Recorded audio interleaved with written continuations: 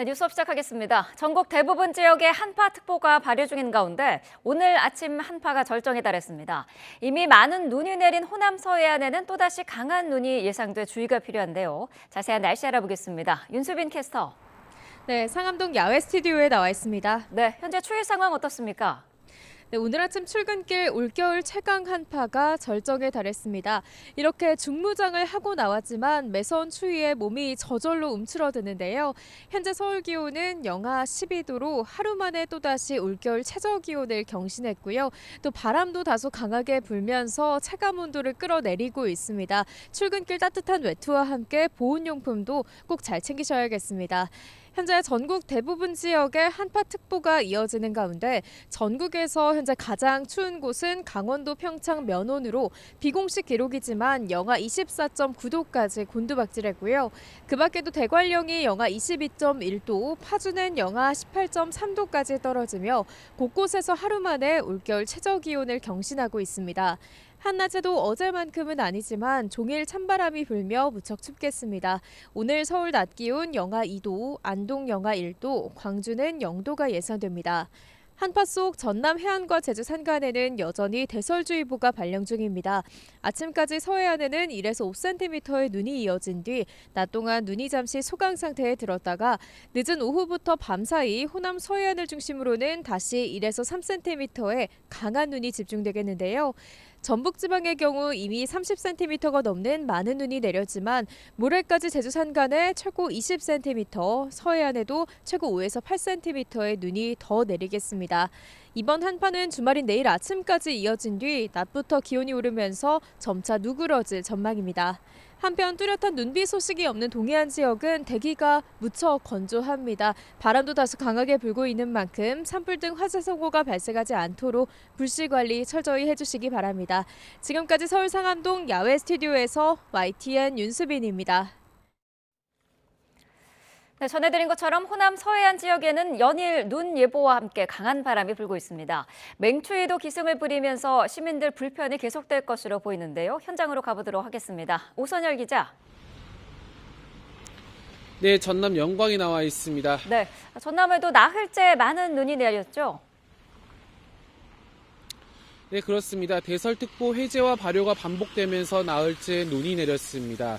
전남과 전북 등 호남 서해안 지역을 중심으로 강한 눈이 집중됐는데요. 지금도 약한 눈발이 이어지고 있습니다. 현재는 전남 무안과 신안, 진도에 대설주의보가 유지되고 있습니다. 대부분 지역의 대설특보는 해제된 상태인데요. 연일 내린 눈에 곳곳이 빙판길로 변했고 발이 잠길 정도로 쌓인 곳도 많습니다. 광주와 전남에선 크고 작은 교통사고와 낙상 등 30여 건의 눈 피해가 접수됐습니다. 무등산과 지리산 등 국립공원 8곳의 탐방로는 폐쇄됐고 비행기 결항도 잇따랐습니다. 전국 대부분 지역엔 한파특보가 내려져 맹추위도 기세를 떨치고 있는데요. 해제된 대설특보 대신 호남 서해안 지역엔 강한 바람도 불고 있습니다. 순간풍속이 서해안 지역은 초속 20m 이상, 내륙은 15m까지 불 것으로 예보되면서 체감 온도는 더 낮습니다. 최저기온은 전남 구례 성삼재 영하 19도, 한평 월야 영하 15.8도, 나주와 담양 영하 14도 등을 기록했습니다. 파고도 최대 5m로 매우 높게 일면서 전남 모시비계 항로의 여객선 70여 척도 운항이 통제됐습니다. 기온이 크게 떨어지면서 사람도 차량도 속도를 줄인 채 움직이고 있는데요. 지자체마다 상습 결빙도로를 중심으로 제설제를 뿌리고 염수를 분사하는 등 도로 결빙 예방에 나섰습니다. 오늘 오전까지 호남 서해안에 최대 5cm의 눈이 더 올 것으로 예보됐는데요. 올겨울 가장 추운 날씨까지 겹치면서 농작물 저온 피해와 안전사고에 대한 각별한 주의가 필요해 보입니다. 지금까지 전남 영광에서 YTN 오선열입니다. 최강 한파에 제주를 오가는 항공편도 차질을 빚었습니다. 무더기 항공편 결항으로 9천여 명이 제주에 발이 묶였습니다. 고재형 기자가 취재했습니다. 해질 무렵 눈보라까지 몰아치며 제주공항 활주로가 보이지 않습니다. 항공기가 힘들게 착륙을 시도하지만 포기하고 돌아갑니다. 제주공항은 오후 들어 바람이 거세지고 눈보라도 몰아치면서 항공기 운항에 차질을 빚었습니다. 광주, 여수 등 다른 지역 공항에 항공기 운항 차질까지 겹치며 제주공항 항공편 결항은 200여 편에 이릅니다. 여행을 마치고 집으로 돌아가려던 관광객은 궂은 날씨에 따른 결항에 힘이 빠집니다. 갑자기 날씨가 이래가지고 저희가 이게 취소가 돼서 지금 내일 것도 다 마감됐다 해서 지금 약간 모레에 타야 할 상황이에요. 집으로 가는 항공편이 없어 다른 지역 공항으로 가야만 하는 이용객도 걱정이 큽니다. 원래 광주공항으로 비행기를 잡았는데 그게 다 예약돼가지고 청주공항까지 가야 되는 상황이라 좀 집 가기가 힘든 것 같아요. 이렇게 폭설과 강풍에 따른 결항으로 제주에 발묶인 항공기 승객은 9천여 명에 이릅니다. 제주공항에는 밤새 1에서 5cm의 눈이 내리고 강풍과 급변풍 특보도 연장돼 항공기 운항이 재개돼도 지연 등 차질이 예상됩니다. YTN 고재영입니다. 네, 간밤에 서울 곳곳에서 수도 계량기 동파도 잇따랐습니다. 서울시 상수도사업본부는 어제 오후 5시부터 오늘 새벽 5시까지 수도 계량기 동파 신고 34건을 접수했다고 밝혔습니다. 서울 노원구, 강북구, 도봉구를 담당하는 북부 수도사업소 관할 지역이 21건으로 가장 많았고 주로 피해를 본 곳은 아파트와 상가로 파악됐습니다. 공수처가 윤석열 대통령 체포영장 재집행 시기를 두고 고심을 이어가고 있습니다. 공조수사본부를 꾸린 경찰과 함께 대규모 인력이 동원될 것이라는 전망도 나옵니다. 현장에 취재기자 나가 있습니다. 김철희 기자. 네, 고위공직자 범죄수사처입니다. 네, 공수처의 2차 영장 집행 시기 가닥이 좀 나왔습니까? 네, 새벽부터 상황을 지켜보고 있습니다만 아직 뚜렷한 움직임은 없습니다. 공수처는 경찰과 실무 협의를 이어가면서 구체적인 집행 계획을 수립하고 있는 것으로 알려졌는데요. 집행 성공을 위해 영장의 유효 기간과 집행 시점 등 관련 내용을 일체 함구하고 있습니다. 다만 영장 유효 기간은 이전 영장의 7일보다는 길게 확보한 상태입니다. 공수처가 설 연휴 전까지 3주가량 시효를 확보했다는 이야기도 나오는데요. 시간적 여유가 충분한 만큼 꼼꼼히 준비를 마친 뒤에 집행에 착수할 가능성이 큽니다. 네, 공수처는 거듭 강한 체포 의지를 밝히고 있죠. 네, 오동훈 공수처장은 어제 국회 대정부 질문에 출석해 대통령을 내란 우두머리 혐의 피의자로 지칭했습니다. 그러면서 체포영장 집행에 성실하게 임하겠다고 강조했는데요. 체포영장의 집행을 막는 것 자체가 도주의 염려를 낳는 거라며 경고하기도 했습니다. 또 국회의원이라도 집행을 막아서면 공무집행 방해 혐의로 체포할 수 있고 대통령 경호처에도 영장 집행에 정할 근거가 없다는 점을 분명히 했습니다. 네, 윤 대통령 측 입장도 전해주시죠. 네, 윤 대통령 측은 어제 열린 외신기자 간담회에서 영장을 강경하게 집행할 경우 자칫 내전으로 갈 우려가 있다며 강한 발언을 쏟아냈습니다. 윤 대통령과 변호인들 모두 이러한 인식을 공유하고 있다는 건데요. 대통령이 국가적 위기 상황을 알리겠다는 계엄의 목적을 달성하지 못할까 걱정하고 있다는 말도 남겼습니다. 다만 서울중앙지법의 구속영장 발부나 헌재 파면 결정이 있으면 이에는 수긍하겠다고 덧붙였습니다. 지금까지 고위공직자 범죄수사처에서 YTN 김철입니다. 이처럼 2차 체포영장 집행을 앞두고 긴장감이 고조되는 가운데 강추위 속에도 대통령 관저 주변에선 탄핵 찬반 집회가 계속되고 있습니다.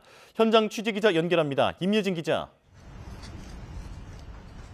네, 서울 한남동 대통령 관저 앞에 나와 있습니다. 네, 오늘도 날씨가 상당히 추운데 사람들이 많이 모였습니까? 네, 이곳 대통령 관저 입구에서 200m 떨어진 도로에서는 윤 대통령 지지자들의 탄핵 반대 집회가 계속되고 있습니다. 영하 10도 밑으로 기온이 뚝 떨어지면서 인원은 다소 줄어든 듯해 보이는데요. 참가자들은 두툼한 외투와 은박으로 된 담요를 두르고 따뜻한 차와 음식을 먹으며 추위를 견디고 있습니다. 인근에선 어제부터 무기한 밤샘 농성에 들어간 탄핵 찬성 단체가 윤 대통령 체포를 촉구하고 있습니다. 양쪽 모두 지금은 인파가 많지 않지만 오후에는 본격적인 집회가 예정돼 있어 사람들이 모여들 것으로 보입니다. 며칠째 양측 참가자들이 서로 욕설을 하는 등 실랑이를 벌이고 있어 관저 앞에는 긴장감이 흐르고 있습니다. 네, 관저 앞 경비 상황은 어떻습니까? 네, 경찰 가림막이 곳곳에 설치돼 있긴 하지만 1차 집행 당시 관저 입구 주변 자체가 아예 통제됐던 것에 비하면 시민들의 통행은 다소 한결 자유로워진 편입니다. 하지만 관저의 경비 태세는 여전히 삼엄하게 유지되고 있습니다. 관저 진입로에 설치된 철문 뒤쪽엔 대형 버스가 여러 대 겹겹이 차ገብ을 이루고 있어 시야가 차단돼 있습니다. 철문 역시 차량이 출입할 때를 제외하고는 굳게 닫혀 있습니다. 경호처는 경내 곳곳에 원형 철조망을 두르고 일부 출입문에는 쇠사슬까지 둘러 2차 체포영장 집행에 대비하고 있습니다. 이곳에서 안쪽 2차, 3차 저지선의 상황까지 확인하긴 어렵지만 영장 재집행 시 경찰 형사기동대나 특수견인차 등이 동원될 가능성도 언급되고 있는 만큼 경호처가 전보다 경계를 더 철저히 하고 있을 것으로 보입니다. 지금까지 서울 한남동 대통령 관저 앞에서 YTN 임혜진입니다. 경찰청 국가수사본부는 윤석열 대통령 2차 체포영장 집행을 앞두고 수도권 형사들에게 총동원령을 내렸습니다. 대상이 된 인력을 모두 합하면 1,000명이 훌쩍 넘습니다. 유서연 기자가 보도합니다. 경찰청 국가수사본부가 윤석열 대통령에 대한 2차 체포영장 집행을 앞두고 수도권 경찰청 광역수사단 형사들을 모두 동원하기로 했습니다. YTN 취재 결과 대상이 된 곳은 서울과 경기 남부, 경기 북부, 인천 경찰청까지 모두 4곳입니다. 국수부는 수도권 안보, 광역수사 기능 소속 수사관 동원 지시라는 제목의 공문을 각 경찰청에 보낸 것으로 확인됐습니다. 안보와 형사 기동대 등 수사관을 동원할 수 있으니 협조해달라는 내용입니다. 강력범죄 수사를 담당하는 경험 많은 형사들을 윤 대통령 2차 체포영장 집행에 투입하겠다는 취지로 해석됩니다. 구체적인 동원 방법이나 일정, 규모는 아직 확인되지 않았습니다. 다만 서울과 경기, 인천 지역 4개청 광역수사단 산하 인력만 900명이 넘습니다. 1차 집행 시도를 담당했던 기존 특수단 인력까지 합하면 1,000명이 훌쩍 넘어갑니다. 경찰이 수도권 형사 총동원령을 내린 만큼 2차 체포영장 집행에 대규모 경력을 투입할 것으로 예상됩니다. 국수부는 또 2차 영장 집행 시 관저 주변의 질서 유지를 위해 경찰 기동대 인원도 기존 2,700명 규모에서 대폭 늘리는 방안을 검토 중인 것으로 알려졌습니다. YTN 유서연입니다. 대통령 측이 연일 구속영장을 청구하라고 요구한 걸 두고 법조계는 체포만은 막겠다는 의도로 해석하고 있습니다. 공수처의 수사가 부당하다는 여론전과 함께 체포된 대통령 이미지는 만들지 않으려 한다는 분석입니다. 김영수 기자입니다. 구속영장을 청구하거나 기소하라는 윤석열 대통령 측의 주장을 뒤집으면 체포 불가로 읽힙니다. 적어도 윤 대통령이 검사나 경찰에 끌려 나오는 건 안 된다는 의도라는 게 여러 법조계 인사들의 시각입니다. 흔들렸던 공수처와 경찰의 공조수사 체계가 정비되면서 윤 대통령 측이 승부수를 던지는 데 영향을 줬을 수 있습니다. 2차 영장 집행이 마지막 영장 집행이라는 그 비장한 각오로 철두철미하게 준비해서 윤 대통령이 체포되든 안 되든 구속영장 청구는 사실상 예정된 수순이라는 분석이 지배적인 만큼 수사기관보다는 영장실질심사나 재판이 열리는 법원에서 다투는 모양새가 더 낫다는 판단이 깔렸을 거란 해석도 있습니다. 체포된 대통령, 조사받는 대통령은 여론이나 탄핵 심판에도 안 좋다는 걸 의식했다는 겁니다. 그럼에도 불구하고 체포에 굉장히 집착하고 있는 이유는 이게 무슨 망신주기 이상의 것이 아니다. 저는 그렇게 봅니다. 체포영장보다는 비교적 더 강력한 카드를 꺼내 체포 불응에 대한 명분을 다지는 이른바 시간 벌기용이라는 평가까지 나옵니다. 요구대로 구속영장이 청구된다면 윤 대통령 측은 서울중앙지법의 영장실질심사를 통해 조금 더 엄격한 판단을 기대할 수 있습니다. 일각에선 윤 대통령이 묵비권을 행사할 가능성이 높기 때문에 공수처나 경찰의 조사가 사실상 실익이 없다는 목소리도 나옵니다. YTN 김영수입니다. 야권이 내란 특검법을 다시 발의했는데 그간 여당이 독소 조항으로 지목해온 부분을 수정했습니다. 첫 표결 때보다 여당 이탈표가 늘어나자 협상 여지를 두며 압박에 나선 건데 국민의힘도 자체 특검안 논의에 착수했습니다. 박정현 기자입니다. 내란 특검법이 국회 문턱을 넘지 못하고 제2표결에서 부결되자 민주당은 하루 만에 수정안을 만들어 국회에 제출했습니다. 지난달 표결 때보다 여당 이탈표가 늘며 단 2표 차로 가결되지 못하자 속도전에 나선 겁니다. 헌정 질서와 민주주의, 법치를 지킬 의사가 없는 집단이라는 점이 확인되었습니다. 멸망한 소동과 고모라처럼 국민의힘도 8명의 의인이 없어서 멸망의 길로 갈 운명입니다. 그간 여당이 지목했던 부분들이 대폭 반영됐는데 먼저 특검 후보 추천 권한을 야당이 아닌 제3자 대법원장에 부여하기로 했습니다. 야당이 특검 후보자를 거부하거나 재추천을 요구하는 이른바 비토권 역시 담지 않았고 수사 기간이나 인력도 줄였습니다. 여권의 특검 반대 명분을 없애 추가 이탈표를 노리겠다는 전략으로 풀이되는데 다만 윤 대통령이 계엄 당시 무인기 등을 이용해 북한 공격을 유도했다는 외환죄 혐의는 추가했습니다. 국민의힘은 그러나 야권이 수사 항목에 관련 고소고발건을 포함시켜 자칫 범위가 무한정 넓어질 수 있는 등 여전히 문제가 많다며 조목조목 지적했습니다. 대신 독자적인 특검안 논의를 시작하겠다며 민주당 공세에 끌려가지 않겠다는 의지를 분명히 했습니다. 두려움 때문에 협상하지는 않을 것입니다. 동시에 부결 법안에서 독소조항을 걷어내는 논의 역시 두려워하지 않을 것입니다. 헌법의 틀 안에서 쌍특검에 대한 실효성 있는 입법 논의를 시작하겠습니다. 윤 대통령 수사와 탄핵 심판이 빠르게 진행되고 있고 동시에 야당 압박도 점점 거세지는 국면에서 현실적으로 이탈표 단속이 쉽지 않다고 보고 대안 마련에 나선 겁니다. 야당의 특검 수정안이 다시 본회의 표결에 붙여지기 전 당내 논의 절차에 돌입한다는 게 지도부 구상인데 이르면 다음 주 의원총회 논의 가능성이 있습니다. 다만 당내에선 여전히 특검 반대나 무용론 역시 적자는 만큼 실제 특검안 제출까지 이어질 수 있을지는 미지수입니다. 결과적으로 여야 모두 나름의 타협안을 내밀며 한 발짝씩 양보한 셈인데 실제 접점을 찾기까지는 양측 간 치열한 수싸움이 예상됩니다. YTN 박정현입니다. 윤 대통령의 탄핵 사건을 심리하는 헌법재판소는 여론전에 흔들리지 않고 공정한 심판을 하고 있다고 밝혔습니다. 헌재는 비상계엄 수사 기록을 확보하는 등 심판 절차에 속도를 내고 있습니다. 김다현 기자입니다. 헌법재판소는 윤석열 대통령 탄핵 심판과 관련해 독립적인 기관으로 여론전에 흔들리지 않고 공정한 심판을 하고 있다고 밝혔습니다. 이른바 내란죄 철회 논란으로 국회 측과 윤 대통령 측이 장외 공방을 벌이는 것에 영향을 받지 않겠다는 점을 강조한 겁니다.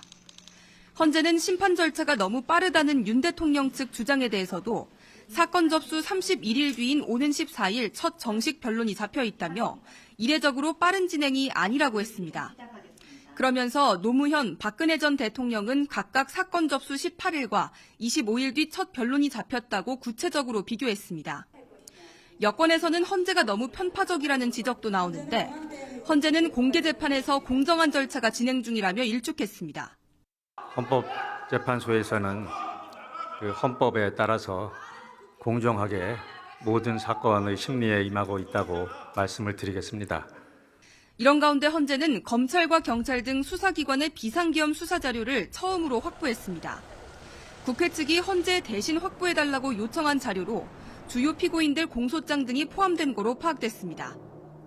오는 14일 윤 대통령 탄핵 사건 첫 정식 변론을 앞두고 헌법재판관들은 물론 국회 측과 대통령 측 모두 수사 기록 등을 검토하는 데 주력할 전망입니다. YTN 김다현입니다.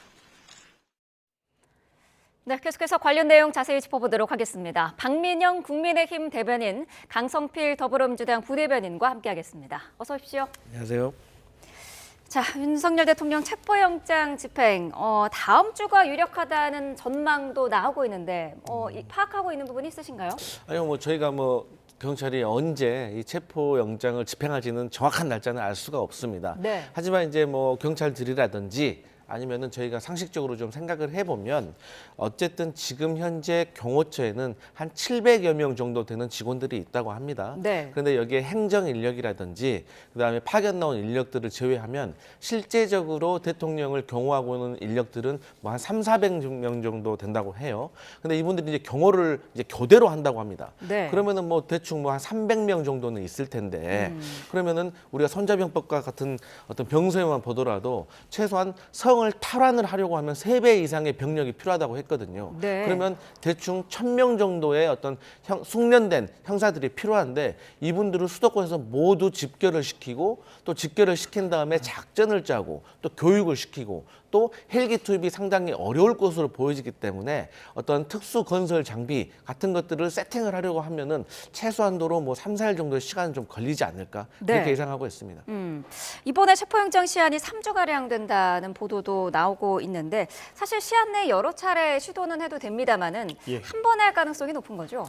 그러니까 기간 자체보다는 집행할 능력이 있는지와 집행 방법이 더 중요한 게 아니겠습니까? 네. 사실 1차 집행 당시에도 기한 자체는 일주일로 주어졌었지만 공수처가 실질적으로 집행을 시도한 것은 1월 3일 약 5시간 30분 네. 정도밖에 되지 않았습니다. 결과적으로 1차 집행에서 그 집행을 실패하면서 그 체포를 집행할 동력 자체가 여론적으로 완벽하게 무너진 상황이었기 때문에 2차 집행 상황까지 이어졌다라는 점에서 이번에도 어떻게 시도를 하느냐, 어떤 방법을 택하느냐가 더 중요할 거라고 생각을 하는데요. 네. 지금 민주당 측에서 뭐 성을 탈환한다라고 표현을 또 하셨고 이게 마치 군사작전을 하듯이 저는 이 체포영장 집행을 이해하고 계신 것 같아서 이게 어떤 유혈 사태나 물리적인 사태로 이어질 수 있는 가능성에 대해서 우려를 제기하지 않을 수 없습니다. 그러니까 네. 사실 이 현직 대통령을 수사함에 있어서 체포영장을 집행하는 것이 좀 필수적인 요소라고 생각하지는 않거든요. 이 박근혜 전 대통령부터 해서 전직 대통령들도 꼭 체포를 통한 수사가 이루어진 뒤에 기소가 된 것은 아니었기 때문에 저희가 이렇게 좀 극단적인 방법론을 통해서 이 기관과 기관이 대치 상황으로 가는 것이 바람직한가에 대해서도 고민이 네. 필요할 것 같습니다. 네, 경호처와 경찰이 어떤 전략을 짜고 있을지도 관심인데 일단 경찰은 수도권 형사를 총동원할 예정이라고 합니다. 강력범죄 수사를 담당하는 경험 많은 형사들을 투입하겠다 이런 의지인 거예요. 예, 사실 뭐 민주당 입장에서는 뭐 장갑차도 동원해야 되고 뭐 총알을 맞을 각오로 공수처가 들어가야 된다라는 사실 그건까지 이야기하고 있는 것이거든요. 그러니까 경호처가 지금 뭐 인력이 700명 정도가 있다라고 하는데 네. 이것을 돌파하기 위해서 몇 배의 경찰 인력을 동원해야 된다. 결과적으로 물리적인 수단까지 마다하지 않겠다라는 의지로 보이는 것이거든요. 예, 이런 것들이 결국에는 이 국가가 우리나라 이제 국가 체계에서 이 경찰의 집행이 아니라 이 검사라는 과정을 이 법치 과정을 제도권에 또 명시한 이유가 무엇이겠습니까? 이 폭력을 통한 해결이 바람직한 방식이 아니기 때문에 국가적으로 또 피의자의 방어권도 보장을 해야 되고 여러 가지 법적 장치들을 마련해야 되기 때문에 네. 폭력적인 방식을 지양해야 한다라는 게 저희 법의 정신이라고 생각을 하고요. 네. 좀 그런 측면에서 좀 합리적인 방식으로 문제를 해결해 나갔으면 좋겠습니다. 네, 국수본부장이 어제 뭐 언론에 보도되는 경찰 특공대나 장갑차, 뭐 헬기 동원 이런 얘기는 검토한 바가 전혀 없다 이렇게 밝히고 있었습니다. 인력을 대거 투입하는 것만으로 지난번과 다를까 하는 지적도 있는데요. 그러니까 비상계엄이 실패한 가장 큰 이유 중에 하나 김영현 전 국방부 장관이 뭐라고 했습니까? 중과 부족, 수가 부족하면 대응할 수 없다는 겁니다. 결국에 이번 윤석열 대통령 체포영장 집행의 관건은 시간과 인력과 그리고 가장 중요한 의지의 문제인 겁니다. 우리 대변인께서 말씀하셨지만 유혈 사태 없어야 합니다. 네. 그렇기 위해서 안전하게 이 체포를 하기 위해서는 저는 개인적으로 1차 처음으로 진입을 하자마자부터 대통령을 바로 체포하려고 하는 것은 좀 부적절해 보인다고 생각을 합니다. 네. 저는 경호처의 수뇌부부터 체포영장을 집행을 하게 되면 사실 대통령이 아닌 자들을 위해서 무기를 사용한다거나 극렬하게 저항하는 것은 사실 불법이라고 생각하고 경호처 직원들도 알 거라고 생각을 합니다. 그렇기 때문에 우리가 소위 말해서 릴레이 체포 방식이라고 하죠. 5명, 10명 계속해서 끊임없이 여기에 대해서 방해하는 어떤 경호관들부터 한 명씩이라도 계속해서 체포해 나가서 마지막 남은 분, 대통령 한 분을 모셔서 오는 것이 중요하다고 생각을 하고요. 네. 그런데 이 시점에서 그럼 왜 이러한 일이 일어났는가? 자꾸 국민의힘에서는 대통령의 방어권이라든지 그다음에 꼭 체포를 해야만 하는 것이냐라고 이의를 제기하는데 맞습니다. 이렇게까지 하지 않아도 됩니다.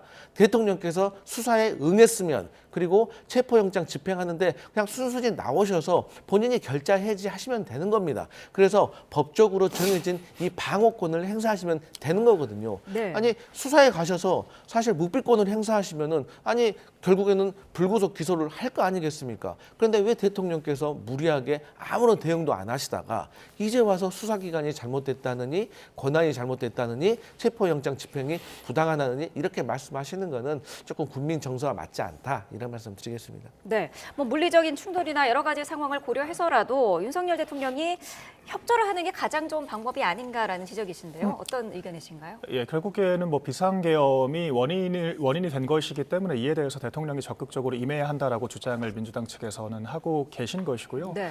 저도 윤석열 대통령 측에서 좀 그런 식의 전향적인 방법도 고려할 필요가 있다라고 개인적으로는 생각을 합니다. 네. 그러나 같은 논리로 또 공수처 측에서 윤석열 대통령 측에 빌미를 제공한 측면도 분명히 있다라고 생각을 합니다. 그러니까 공수처라는 조직이 기본적으로 수사 관할권 측면에서 내란죄를 수사할 권한이 있느냐라는 논란이 아직도 계속되고 있는 것이고요.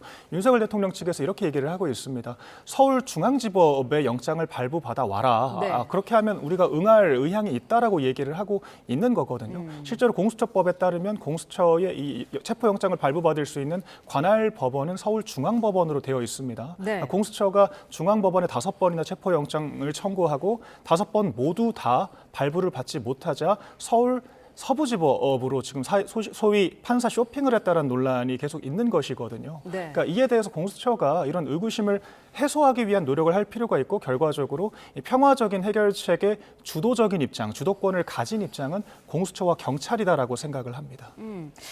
이 부분 잠깐 짚어볼까요? 공수처가 그러면은 서울중앙지법에 다시 발부받으면 아니냐, 발부받으면 되는 거 아니냐 이런 지적이신데요. 우리 대변인께서 말씀하셨던 거 충분히 일리가 있습니다. 근데 이런 것들은 서부지법에서 영장이 발부되기 전까지는 충분히 주장할 수가 있는 겁니다. 하지만 이미 영장이 발부됐잖아요. 이 영장이 발부됐다는 것은 말씀하셨던 그 내용들을 모두 판사가 법리적으로 검토를 하고 이게 현직 대통령을 영장에 대한 체포영장을 집행하는 것에 대해서 얼마나 부담이 있었겠습니까? 그럼에도 불구하고 이렇게 영장을 발부하는 결과를 내렸다는 것은 따라야 됩니다. 그리고 그 이후에도 대통령 측에서 이의 제기를 했습니다. 법원에. 근데 또 기각됐잖아요. 그리고 법원 입장에서도 아니, 서부지법에서 영장을 발부한 것이 잘못됐다. 그래서 그럼 중앙지법으로 다시 발부해라 라고 한다는 자체가 70년의 법원의 역사를 부정하는 것이기 때문에 그럴 수가 없고 공수처법 31조에 보면 관할 소재지에 그리고 또 증거가 있는 곳에 충분히 할 수 있다라고 법적으로 명시가 되어 있습니다. 그리고 가장 중요한 것은요. 대한민국에서 어떤 국민이 법원의 체포영장에 대해서 잘못됐다, 수사기관이 잘못됐다 이렇게 주장할 수가 있겠습니까? 이것은 현직 대통령이라는 방탄 갑옷을 입고 있기 때문에 가능한 것이다. 하지만 대통령에게는 헌법 수호의 의무가 있고요. 또 대한민국 헌법 제11조를 보면 모든 대한민국 국민은 법 앞에 평등하다고 했습니다. 그렇기 때문에 이제는 어떤 수사 권한과 대상 그리고 영장에 대한 정당성에 대해서는 조금 무의미한 논의가 되었다. 이런 말씀 드리겠습니다. 네. 자, 윤석열 대통령 측이 어제 이제 외신 기자 간담회도 열기도 했는데요.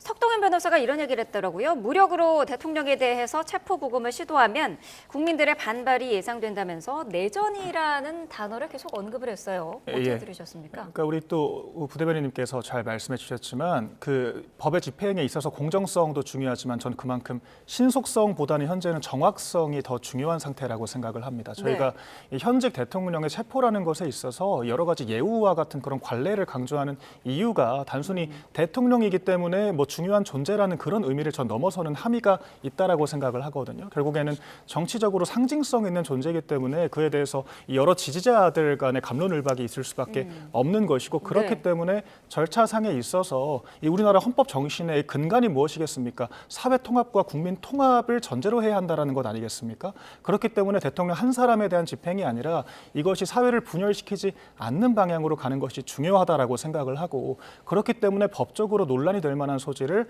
최대한 배제해야 한다라고 저희가 말씀을 드리는 것이거든요. 그러니까 저희가 1차 집행 당시에도 공수처에 왜 굳이 서부지법에서 발부를 받았느냐라고 문제 제기를 했는데 공수처가 이런 이의 제기에 전혀 개의치 않고 또다시 서부지법의 영장을 발부받았다라는 것이 이 영장을 집행했을 때 과연 우리 사회가 통합의 방향으로 나아갈 수 있는 거냐라는 이 의구심을 가질 수밖에 없는 것이고요. 그렇기 때문에 저는 이 석동현 변호사 측에서 대통령 개인을 보호하기 위해서 이런 말씀을 하시는 거라고 생각하지 않습니다. 결과적으로 이 어떤 법리적인 판단이 사법적인 판단을 넘어서 이 정치 사회적으로 국민들이 납득할 수 있는 방향이어야 한다. 그런 과정에서 과연 이렇게 좀 물리적으로 강압적인 방식으로 시도를 하는 것이 좋은 것이냐에 대해서 저희가 또 고민을 해봐야 될 것 같습니다. 네.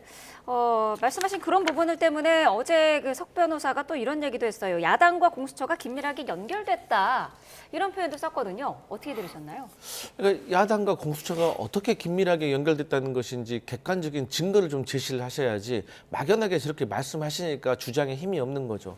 이미 석동현 변호사께서는 과거에도 윤석열 대통령도 법률가인데 체포의 채자도 꺼낸 적이 없다라고 했지만 계엄에 가담했던 중요 종사자들이 뭐라고 말했습니까? 윤석열 대통령이 직접 전화해가지고 4명에서 1명씩 들고 나와라. 총을 쏴서라도 문을 부수고 의원들을 끌어내라. 이런 말씀을 하셨다는 정황들이 드러나고 있잖아요. 그렇기 때문에 저는 석동현 변호사님께서 하시는 말씀에 대해서 좀 객관적인 증거를 함께 제시해야지 막연하게 이렇게 주장만 하시는 것은 조금 부적절하다라고 생각을 하고요. 네. 어쨌든 간에 그 대통령께서 체포영장과 관련해가지고 지금까지 많은 논란이 있습니다. 그리고 이 체포영장을 집행하느냐 마느냐에 대해서 국민적으로도 많이 갈려있는 상태라고 생각을 합니다. 그렇기 때문에 저는 다시 한번 거듭 호소드리지만 대통령께서 이 추운 날씨에 많은 국민들이 대통령 영장을 집행해라, 집행하지 마라 이렇게 고생하시는 것을 대통령께서 좀 보시고 국민들에 대한 마지막 조금 예의 차원에서 본인이 결재해 주셨으면 좋겠다 이렇게 호소드립니다. 네. 계엄 선포 목적이 달성되지 못할까 봐 대통령이 걱정하고 있다라는 언급도 어제 나왔는데 이거 어떤 의미입니까? 일단 반박을 좀 짧게 드리자면 뭐 야당과 공수처가 연결되어 있다는 증거가 뭐냐라고 말씀하셨는데 지금 이상식 의원의 SNS가 계속해서 논란이 되는 것 아니겠습니까? 이상식 의원이 본인이 직접 공수처와 민주당 사이에 메신저 역할을 하고 있다라고 이야기했다가 논란이 되니까 해당 부문을 삭제를 했거든요. 네. 거기서 끝나는 것이 아니라 바로 아래 문단에 또 이런 내용도 있습니다. 그 공수처가 오는 주말경 체포영장을 집행할 것으로 보인다. 그러니까 이런 사실관계들은 수사 기밀에 해당하기 때문에 네. 내밀하게 정보를 교류하는 게 아니라면 알 수 없는 정보라고 저희는 생각을 하거든요. 그런 측면에서 공수처와 내통을 하고 있는 게 아니냐라는 의혹을 제기하는 것이고 만약에 이 특정 정당이 수사기관과 내통을 하고 있다는 게 사실이라면 이건 심각한 국헌 문란이 될 수 있는 것입니다. 이에 대해서 저희가 문제를 제기하는 것이고요. 네. 예, 그 질문해 주신 내용이 계엄 선포 목적이 달성되지 못할까 봐 걱정하고 있다라는 부분이요. 사실 저는 이 계엄의 성공이라는 표현은 적절한 표현은 아니라고 생각합니다. 아하. 결국에는 이 비상계엄이라는 것이 정치로 풀어야 될 것을 정치가 아닌 어떤 법적인 물리적인 방식으로 풀려고 한 것이기 때문에 저희 국민의힘에서도 이런 방식은 옳지 않다라고 일관되게 말씀을 드리는 것인데요. 네. 다만 이런 함의는 있을 것 같습니다. 사실 민주당이 3년 내내 지금까지 국무위원 검사들을 29차례나 탄핵소추안을 가결을 시켰고 예산을 감액하고 국정조사와 이제 특검을 통해서 계속해서 행정부를 압박해왔던 이 과정이 지금까지 충분히 부각이 되지 못한 것이거든요. 네. 그러나 이제 비상계엄을 계기로 해서 여러 지지층들이 지금 또 국민의힘 측에 결집하는 양상을 또 보이고 있지 않습니까? 이것이 국민의힘이 잘해서가 아니라 민주당이 지금까지 이런 극악무도한 방식으로 행정부를 압박해왔구나라는 것이 국민적으로 알려지고 있는 측면이 있다라고 생각합니다. 그러니까 이게 대통령의 방법론을 떠나서 그럼 야당이 과연 이 행정부를 압박하는 초토화시킨 이 방식은 정당했느냐 이제 이런 사회적인 공론화가 이루어지는 과정이 어찌 보면 좀 정치적으로는 또 소기의 성과가 있었다라고 생각을 하시는 것 같습니다. 네, 의견 보태실 만한 부분이 있으실까요? 네, 이제 뭐 이상식 의원과 관련해서 말씀하셨으니까 조금 설명을 드리면요. 네. 이상식 의원 같은 경우는 물론 초선 의원으로서 조금 미흡했던 점은 저는 분명히 있다고 봅니다. 하지만 오늘 우리 이 토론에서도 저에게 물어보잖아요. 언제 영장 집행할 것 같냐? 어떻게 할 것 같냐? 그 정도 상식적으로는 누구나 예상을 할 수 있는 부분이거든요. 그리고 또 그렇게 따진다고 하면 이철규 의원에서 지적을 안 할 수가 없습니다. 사실 이상식 의원 같은 경우는 행안 의원입니다. 그렇기 때문에 우리 대변인께서 잘 아시겠지만 상임위원회에서 해당 기관을 불러가지고 현안 질의하고 그러한 과정 속에서 질문을 또 할 수 있는 겁니다. 하지만 이철규 의원께서는 먼 훗날을 생각하라. 이건 어떻게 잘못 들으면은 잘못 해석하면 협박으로 될 수가 있고 이분은 행안 의원도 아닙니다. 하지만 경기지방경찰청장까지 하셨던 분입니다. 그렇기 때문에 이런 서로 간의 오해가 있는 것을 계속해서 물타기를 하게 되면은 사실 본질이 어긋나기 때문에 저는 이쯤에서 서로가 좀 그만둬야 된다라고 생각을 하고요. 네. 어쨌든 간에 대통령께서 계엄에 대해서 목적이 성공하지 못할 것 같다. 이거 정말 잘못된 말씀이시죠. 그리고 대통령께서 비상 계엄을 하신 이유가 야당에게 경고를 하고 또 이러한 것에 대해서 국민께 알리고 싶다고 했잖아요. 그러면 야당의 어떤 행동에 대해서 경고를 하시려고 했느냐.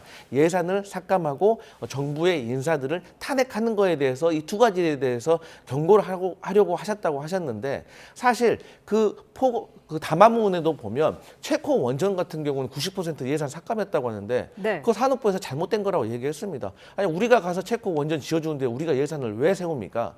그리고 이 계엄이 지난 3월부터 계획이 됐다는 정황들이 드러나고 있는데 그때면 어떻게 민주당이 탄핵을 할 건지 예상을 하고 미리서 계엄을 선포하신 겁니까? 그래서 물론 어떤 국회에서 다수당이 아니라 소수당이기 때문에 아무래도 이 민주주의 원칙에 의해서 다수결의 원칙에 의해서 대통령께서 펴고자 하시는 어떤 부분에 대해서 많이 어려운 점이 있었던 것은 제가 아는데 그럼에도 불구하고 방법이 잘못됐다 이런 말씀 드리겠습니다. 제가 좀 짧게 반박을 드리자면 네. 이철규 의원 사례를 말씀하셨는데 저도 이철규 의원의 그런 발언이 적절하진 않았다라고 생각을 합니다. 그런데 이철규 의원이 그런 식으로 경찰을 압박하는 과정에서 오히려 공조본에서 노골적으로 불쾌감을 드러냈거든요. 그러니까 이런 발언이 압박을 했다라고 좀 그런 부적절한 비판을 받을 수는 있겠지만 이상식 의원처럼 내통을 해서 수사에 개입을 했다라는 이 논란과는 본질적으로 다른 부분이라고 생각을 합니다. 이것은 엄밀하게 삼권 분립에 위배되는 위법한 행위를 한 것이기 때문에 만약 국민의힘에서 이런 일이 있었다면 민주당 측에서 특검하자라고 100% 저는 얘기를 했을 거라고 생각을 하거든요. 그러니까 이 부분이 다르다라고 말씀드리고 예산 부분을 말씀하셨으니까 제가 짧게만 반박을 좀 드리자면요. 그러니까 민주당이 원전 관련 예산만 삭감한 것이 아니라 대왕고래 예산도 90% 이상 삭감을 했고요. 또한 특활비, 검찰 특활비와 대통령실 특활비를 전액을 삭감을 했고요. 또한 이 정부 예비비 있지 않습니까? 정부 예비비가 이번에 이 무한 이 공항 사고 같은 경우에 저희가 급작스러운 사고에 대응하기 위해서 이 정부 예산이 필요한 것인데 네. 1조 원이 넘게 삭감을 했습니다. 그렇기 때문에 사실상 이 국정을 마비시킬 목적으로 예산 삭감을 한 것이 아니냐 이런 문제의식이 있을 수밖에 없는 것입니다. 네. 네, 죄송한데 짧게 제가 말씀드릴게요. 네. 대왕고래 프로젝트 예상 삭감한 것은 정말 윤석열 정부 도와준 거라고 생각하시면 됩니다. 그거 주도하려고 했던 업체 얼마나 미비했는지 잘 아실 겁니다. 그리고 검찰 특활비 얘기하셨는데요. 검찰 특활비는요. 이렇게 월세 주듯이 정기적으로 지청에다가 내리는 게 아닙니다. 그리고 정부 관리법에도요. 이것을 현금성으로 지원하면 안 된다고 되어 있습니다. 그럼에도 불구하고 다 쓰고 나서 국회에서 상임위에서 보고를 하겠다고 하면 저희 민주당은 드리겠다는 겁니다. 하지만 그조차도 안 하겠다고 하기 때문에 피치 못했던 조치였다는 점을 좀 이해해 주셨으면 좋겠습니다. 국정원과 공수처 같은 수사기관들 다 특활비가 수어목적으로 활용되고 있다는 건 잘 아실 거라고 생각을 하고요. 그러면서 또 국회에서는 국회 그 세비는 또 대폭 늘리지 않았습니까? 이런 부분들이 논란이 되고 있는 것입니다. 네, 자 그런 부분까지 짚어보기는 저희가 시간이 조금 부족해서요. 계속해서 내용을 좀 넘어가도록 하겠습니다. 오동훈 공수처장이 어제 체포영장에 방해를 하면 의원도 체포가 가능하다 이런 언급을 했더라고요. 정당하다고 보시나요? 네, 이게 특수 공무 집행 방해인데 어쨌든 현역 국회의원은 현행범이 아니면은 체포를 할 수가 없게 되어 있지만 네. 이건 현장에서 현행범으로 이렇게 간주할 수 있기 때문에 충분히 체포할 수 있다. 그리고 이미 이게 법적 해석도 끝난 걸로 저는 알고 있습니다. 네. 그리고 무엇보다도 이제 국민의힘 의원분들께서는 이번 총선에 임하시면서 불체포 특권을 포기하겠다라고 이미 서명을 하셨고 또 SNS도 올라와 있더라고요. 네. 그렇기 때문에 저는 국민의힘 의원들께서 현명한 판단하실 거라고 믿고 있습니다. 국민의힘의 지금 원외 당협위원장들이 탄핵 반대 모임을 결성을 했는데 매일 관저 앞으로 찾아가고 있다고 합니다. 이거 당에서는 어떻게 보고 있나요? 예, 기본적으로 국민의힘 의원들이건 원외 당협위원장들이건 그 어떤 수사기관의 그런 공적 집행을 방해하기 위한 목적이라고 누구도 얘기하고 있지 않습니다. 네. 의원들도 심지어 관저 앞에 찾아가서 대통령이 만나자 만찬을 하자라고 했는데도 모두 거절을 했고 네. 대통령과 연락을 한 적도 없고 만난 적도 없다라고 분명하게 얘기를 했습니다. 설마 이 국민의 국회의원들이 이 불체포 특권이라는 것이 현행범에는 적용 안 된다는 사실을 모르고 그 관저 앞을 찾아갔겠습니까? 그러니까 애초에 이 관저 앞에서 대통령을 지키기 위해 간 것이 아니기 때문에 이 체포 가능 여부를 따지는 것 자체가 적절한 이 좀 사안은 아니라고 생각을 하고요. 네. 또한 이 당협위원장들, 그 원외위원장들이 찾아가는 것 또한 뭐 개인적인 정치적인 판단이라고 생각을 합니다. 왜냐하면 네. 여러 의견들이 있지만 또 이 대통령이 체포영장 집행 과정의 이 위법성에 대해서 또 지적하는 여론이 있는 것도 사실이기 때문에 그에 대해서 정치인으로서 호응을 하는 것은 개별적인 자유 사안이라고 생각합니다. 네. 자, 국민의힘 김민전 의원이 곤혹을 치르고 있어요. 대통령 체포영장 집행을 저지하겠다는 백골단의 공식 출범 기자회견이 국회에서 열렸는데 이걸 주선한 게 김민전 의원입니다. 뒤늦게 어쨌든 SNS 입장을 밝히긴 했는데 비난이 쏟아지고 있어요. 어떻게 보셨나요? 그러니까 김민전 의원께서도 그 기자회견이 잘못됐다는 것을 본인이 충분히 인지하신 것 같습니다. 그렇기 네. 때문에 기자회견을 철회한다고 하셨더라고요. 그런데 그럼에도 불구하고 저희 민주당으로서는 김민전 의원에 대한 제명안을 발의하려고 합니다. 네. 이 제명안 같은 경우는 국회의원 3분의 2가 찬성을 하게 되면 제명이 되는 것입니다. 그럴 수밖에 없는 이유가 사실 우리 그 대한민국 민주화에 있어서 백골단이 어떤 걸 상징을 합니까? 1980년대부터 청바지에 청자켓에 하얀 방탄 헬멧을 쓰고 얼마나 많은 민주 시민들을 방망이로, 쇠파이프로 탄압하였습니까? 여기에 대해서는 아직도 광주 시민들은 직접 피해자들이 생존해 있는 상황입니다. 이런 상황에서 이런 백골단이라는 정말로 이 국민들에게 트라우마가 있는 조직들을 국회에 불러들여서 기자회견까지 했다?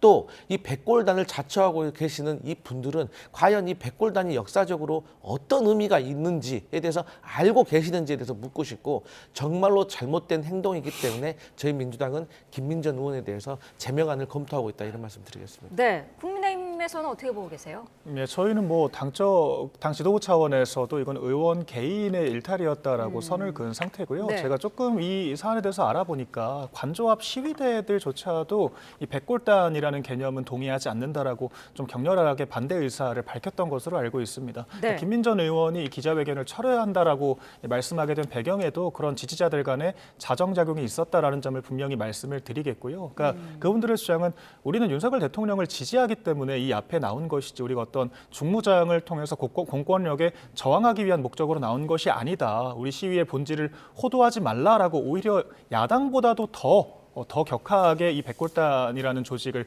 비판을 하고 있는 것이거든요. 그러니까 그런 여러 자정작용들이 또 이루어지고 있다는 점을 말씀을 드리고 싶고요. 네. 또한 이 결과적으로 아까 제명까지 추진하고 있다고 말씀하셨는데 저도 이 김민전 의원이 정말 큰 실수를 저질렀다라고 생각을 하지만 이 의원 개인의 어떤 무지로 벌어진 일에 대해서 심지어 자정이 이루어지고 있는 과정인데 이 제명까지 논하는 것은 좀 넘어간 것이 아닌가 이렇게 생각합니다. 그렇다면 네. 저는 개인적으로 권성동 원내대표께서 김상욱 의원에게 탈당을 권유하지 말고 저는 김민전 의원에게 탈당을 권유하는 그런 조치를 좀 취했으면 좋겠습니다. 알겠습니다.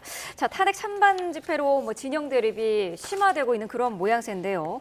뭐 백골단이라든지 이런 과격한 이런 단어, 이런 표현, 이런 것까지 더해져서 대립이 지금 너무 부추겨지고 있는 거 아니냐 이런 지적은 있는 건 사실이에요. 예, 저는 정치가 상당히 과열되고 있는 상황이라고 생각합니다. 근데 네. 이 과열되고 있는 상황이 단순 한쪽의 저는 과실이라고 생각하지 않고요. 그러니까 여야가 모두 정치를 너무 이 삼권 분립에 위배되는 방향으로, 그러니까 행정부에서도 이 대통령이 과도한 또 권한 행사를 통해 이런 논란이 불거졌고 이 민주당도 이 190석 그 야당의 입법 권력이라는 것을 활용해서 이 행정부를 넘어서 사법 질서까지 어지럽히고 있다라는 이런 여러 문제의식들이 있는 게 아니겠습니까? 네. 그러니까 그런 측면에서 저는 여야 모두가 과실이 있고 결과적으로 이 사법의 집행이라는 것은 아까 말씀드렸던 것처럼 이 국민 통합적인 관점에서 결론이 내려질 필요가 있다 이 말씀을 드리고요. 네. 또 저희가 이 야당은 정말 나라가 망해야만 집권할 수 있는 이 왜곡된 유인 구조가 전 본질적으로 문제라고 생각합니다. 이 사생결단의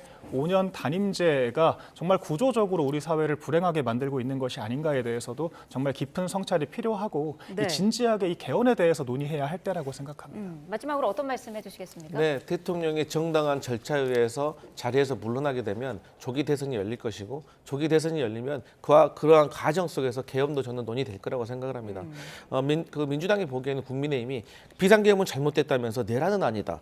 그러면서도 또 불법은 체포영장은 불법이다. 이러한 프레임 자체가 사법질서를 무너뜨리는 것이기 때문에 저는 사실 거기에 계시는 국회의원이나 뭐 원내위원장들도 각자의 정치적인 목적에 따라서 행동하고 있다고 생각을 합니다. 그렇기 때문에 더 이상은 우리 국민들을 좀 혼란스럽게 하지 말고 저는 대통령께서 좀 이 문제에 대해서 결정해 주셨으면 좋겠다 이렇게 호소드립니다. 네, 알겠습니다.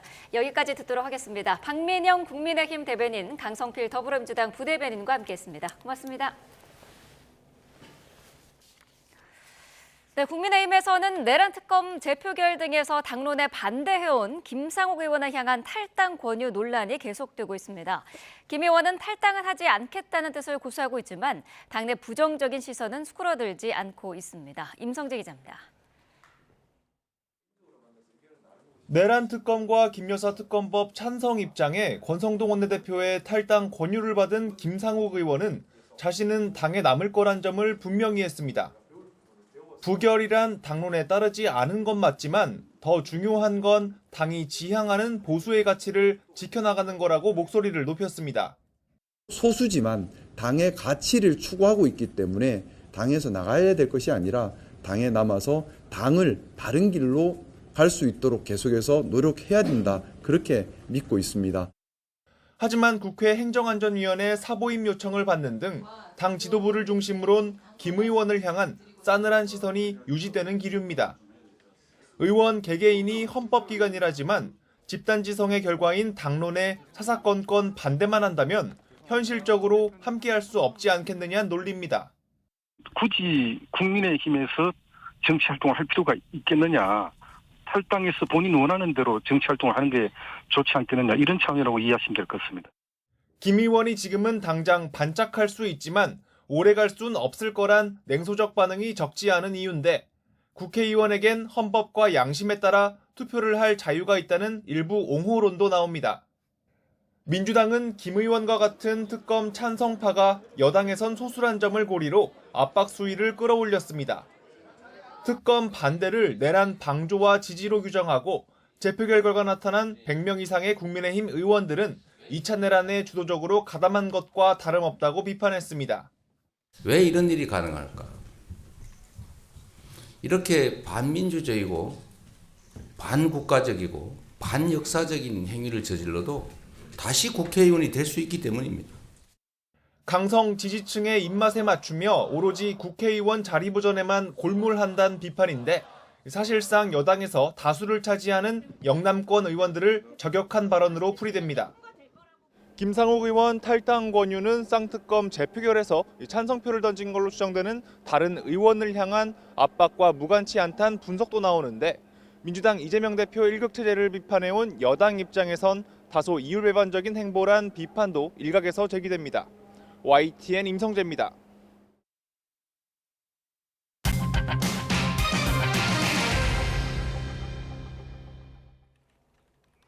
최상병 순직 사건과 관련해 항명 혐의 등으로 기소됐던 박정훈 대령에게 1심 군사법원이 무죄를 선고했습니다. 박 대령이 사령관의 이첩 보류 명령을 어겼는지가 쟁점이었는데 재판부는 명확한 보류 명령이 없었다고 판단했습니다. 김문경 기자입니다. 중앙지역 군사법원은 항명 혐의로 기소된 전 해병대 수사단장 박정훈 대령에 대해 무죄를 선고했습니다. 박 대령은 지난 2023년 8월 초 최상병 수사 기록을 민간 경찰에 넘기는 과정에서 당시 김계환 해병대 사령관의 명령을 따르지 않은 혐의로 기소됐는데 법원이 이를 받아들이지 않은 겁니다.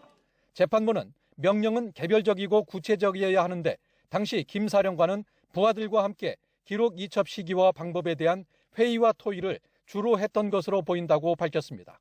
또 박 대령이 수사 기록을 이첩하고 있다고 보고했는데도 50분이 지나 중단 지시를 내렸다며 명확한 명령이 없었다는 박 대령의 손을 들어줬습니다. 명확한 이첩 보류 명령이 없었던 만큼 항명도 아니라는 게 군사법원의 판단입니다.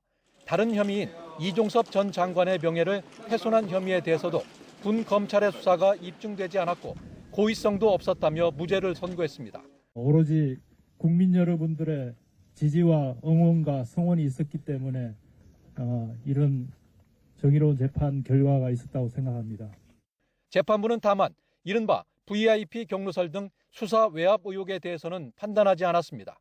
외압 의혹을 거론하며 무죄를 주장한 박정훈 대령 측의 주장을 배척한 건데 관련 수사는 현재 공수처에서 별도로 진행 중입니다.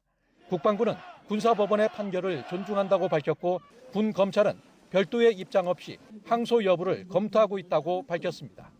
YTN 김문경입니다. 지방선거 공천을 대가로 억대 금품을 수수한 혐의를 받는 건진법사 전성배 씨에 대한 구속영장이 또 기각됐습니다. 서울 남부지방법원은 어제 전 씨에 대한 구속영장을 기각했습니다.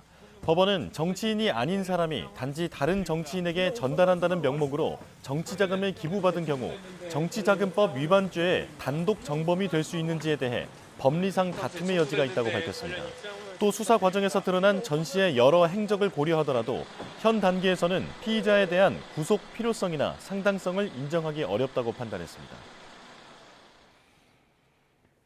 전남 순천에서 길을 가던 10대 여성을 흉기로 살해한 박대성에게 무기징역형이 선고됐습니다.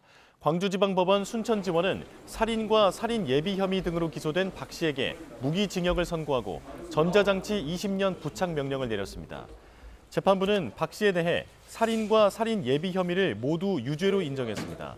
재판부는 박 씨가 10대 여성을 특정하고 흉기를 준비했고 범행 이후에도 주점과 노래방 등에서 추가 범행 대상을 물색했지만 다른 손님이 있는 등 우연한 사정으로 추가 범행을 단념했다고 판단했습니다. 여신도들을 성폭행한 혐의로 재판에 넘겨진 JMS 총재 정명석 씨에게 징역 17년이 확정됐습니다. 피해자 측은 긴 싸움 끝에 답이 나왔고 정의가 있다는 것을 알게 됐다고 환영했습니다. 차정윤 기자가 보도합니다. 자신을 메시아로 칭하며 2018년 2월부터 3년여간 여신도 3명을 상대로 성범죄를 저지른 JMS 교주 정명석 씨에게 징역 17년이 확정됐습니다. 대법원이 정 씨에게 선고한 원심 판결을 그대로 유지한 겁니다. 15년 동안 전자발찌 부착과 10년간 아동청소년 관련 기관 등에 대한 취업 금지 명령도 함께 내려졌습니다. 이번 재판의 쟁점은 종교적으로 세뇌된 피해자들이 심리적으로 반항하거나 거부할 수 없는 상태였다고 볼 수 있는지 여부였습니다. 그동안 정 씨는 피해 신도들이 세뇌되거나 저항할 수 없는 상태가 아니었다며 자신의 혐의를 부인해왔지만 대법원은 정 씨의 혐의를 모두 유죄로 인정했습니다. 종교적 세뇌도 일종의 항거 불능으로 간주할 수 있다고 판단한 겁니다. JMS 피해자 측은 긴 싸움 끝에 정의가 진짜 있다는 걸 알게 됐다며 환영했습니다. 정의가 진짜 있구나라고 알게 됐어요. 앞으로는 진짜 피해자가 나오지 않은 거 이거 한 가지 보장할 수 있으니까. 정 씨는 다른 여신도들을 성폭행한 혐의로 대전지법에서 1심 재판을 받고 있습니다. 여기서도 유죄가 추가로 인정되면 정 씨의 합산 형량은 더 늘어날 전망입니다. YTN 차정은입니다. 일본에서 출발해 인천국제공항으로 오려던 진에어의 B737 800기종 항공기가 기체 이상으로 결항했습니다. 진에어는 현지 시각으로 어제 오전 9시 반 후쿠오카현 기타큐슈 공항에서 이륙을 준비하던 LJ350편이 점검 중 수평 꼬리날개 조정 장치에서 문제가 발견돼 결항 조치했다고 밝혔습니다. LJ350편은 지난달 29일 무안공항에서 사고가 발생한 제주항공 7C2216편과 같은 기종입니다. 진에어 측은 부품을 교환할 필요가 있어 정비에 긴 시간이 걸릴 것으로 판단해 항공기에 탔던 승객 87명을 내리게 한 뒤 결항 조치했다고 설명했습니다. 국내에서는 데이터 추출이 어려워 미국으로 보낸 제주항공 참사 여객기의 비행 기록 장치 FDR 데이터 추출 작업이 시작됐습니다. 이와 관련해 국토교통부는 FDR의 자료 추출 준비를 마치고 어제 오전 8시쯤부터 자료 추출에 착수한다고 밝혔습니다. 제주항공 여객기 참사 현장에서 수거한 블랙박스 가운데 FDR은 커넥터가 분실된 상태로 발견돼 미국 워싱턴 DC 국가교통안전위원회로 이송됐습니다. 제주항공 여객기 참사 희생자 179명에 대한 장례 절차가 모두 마무리됐습니다. 지난달 30일부터 시작된 희생자 장례는 어제 제주에서 치러진 희생자 2명의 발인을 끝으로 모두 영면에 들었습니다. 무안공항에서는 유류품과 추가 시신편을 확인해 유가족에게 인도하는 작업이 진행되고 있습니다. 또 장례를 마친 유가족이 돌아올 때를 대비해서 휴식 공간에 대한 방역을 진행하고 방한 대책도 마련하고 있습니다. 실손보험을 악용한 과잉 진료와 병원 쇼핑에 정부가 제동을 걸었습니다. 경증인 경우 환자 본인 부담금을 높이는 건데 이럴 경우 10만 원짜리 도수치료를 받으면 실손보험이 있어도 9만 5천 원을 환자가 내야 합니다. 염혜원 기자입니다. 도수 치료를 한 번 받으면 대략 10만 원 안팎의 비용이 발생합니다. 도수 치료는 원래 비급여이기 때문에 전액 환자가 부담하는 게 원칙이지만 실손보험이 있다면 적게는 5천 원, 많아도 3만 원 정도만 환자 주머니에서 나갑니다. 시중의 마사지 비용보다 저렴하다 보니 중증이 아닌 환자들까지도 자주 치료를 받습니다. 지난해 상반기 비급여 진료비 가운데 도수 치료는 13%를 차지했고 실손보험금 규모는 해마다 2조 원에 치닫고 있습니다. 이 같은 과잉 진료를 막겠다며 정부가 칼을 빼들었습니다. 먼저 도수치료 비용을 정가로 지정하고 실손보험이 있어도 본인 부담률을 95%까지 높일 전망입니다. 관리급여로 들어오게 되면은 10만 원의 도수치료를 받았다 그러면은 9만 5천 원을 본인이 내고 5천 원을 공단에서 부담하는 그런 형태의. 특히 경증인 경우 환자가 부담하는 돈이 크게 늘어납니다. 예전에는 실손보험마다 달랐던 본인 부담률을 건강보험에서 정한 비율과 연동할 계획입니다. 예를 들어 현재 가벼운 병으로 응급실에 가면 건강보험공단에서 10%, 환자가 90%를 냅니다. 이 비용이 평균 22만 원 정도인데 4세대 실손보험 가입자라면 이 가운데 4만 4천 원만 내면 됩니다. 하지만 건강보험 비율과 연동할 경우엔 실손보험의 자기부담 비율도 90%가 되어서 지금보다 4.5배 많은 19만 8천 원을 환자가 부담해야 하는 겁니다. 비급여, 경증 환자 부담을 대폭 늘린 이번 개편안이 확정되면 새로 출시되거나 갱신되는 실손보험 가입자들부터 적용 대상이 됩니다. YTN 염혜원입니다. 정부가 설 물가 안정 대책과 함께 오는 27일 임시 공휴일 지정 등 국내 관광 활성화와 정책 재정 조기 집행으로 움츠러든 내수 경기를 보강하겠다고 밝혔습니다. 모든 수단을 총동원하겠다는 건데 대내외 불확실성 극복에 효과가 있을지 의문입니다. 이승은 기자입니다. 얼어붙은 소비 심리를 완화하기 위해 정부는 이번 설에 쓸 수 있는 카드를 총동원합니다. 1월 27일 임시공휴일 지정도 검토하고 대규모 할인 행사와 함께 교통, 주요 관광지 무료 입장 계획도 함께 내놨습니다. 이제 하루 더 생겨서 더 연장돼가지고 그래서 친구랑 서울 좀 나들이 갔다 올 것 같아요. 어차피 월요일 날도 그렇고 사람들이 그런다고 월요일 날 일한다고 일 되겠어요? 그러니까 어차피 하루 더 놀고. 공휴일이 늘면 기업의 생산 손실과 휴일 임금 상승 등 사회적 비용이 늘긴 하지만 일단 악화된 자영업 경기 보강이 우선이라는 판단 때문으로 보입니다. 2년 전 현대경제연구원이 대체 공휴일 하루의 효과를 분석한 적이 있는데 소비 지출액은 2조 4천억 원 늘고 이에 따른 생산 유발액이 4조 8천억 원, 취업 유발 인원은 4만 명으로 추정됐습니다. 이번 임시공휴일 지정은 기간이 임박해서 지정이 됐다는 점에서 아주 큰 경기 진작 효과나 소비 진작 효과를 기대하기 조금 어려운 측면도 있기는 하지만 어려운 자영업자 경기에 조금이라도 도움이 될 수 있는 측면은 있다고 생각합니다. 정부는 이와 함께 중앙정부와 지방정부, 지방교육청이 재량으로 시기를 조절할 수 있는 사업 가운데 65% 안팎을 상반기에 신속 집행할 계획입니다. 금액으로 치면 358조 원 규모입니다. 특히 85조 원 수준의 민생과 경기 활성화 관련 사업은 상반기 70%, 1분기 40% 이상 집행하도록 하겠습니다. 하반기 재정 효과 절벽을 우려하는 목소리가 있지만 정부는 일단 상황을 보고 1분기 추가 경기 보강을 검토하겠다는 입장이고 추경에는 선을 긋고 있습니다. 금리 인하 시기 재정이 엇박자를 내 물가를 자극할 수 있고 정치적 불확실성이 발목을 잡고 있기 때문으로 보입니다. YTN 이승은입니다.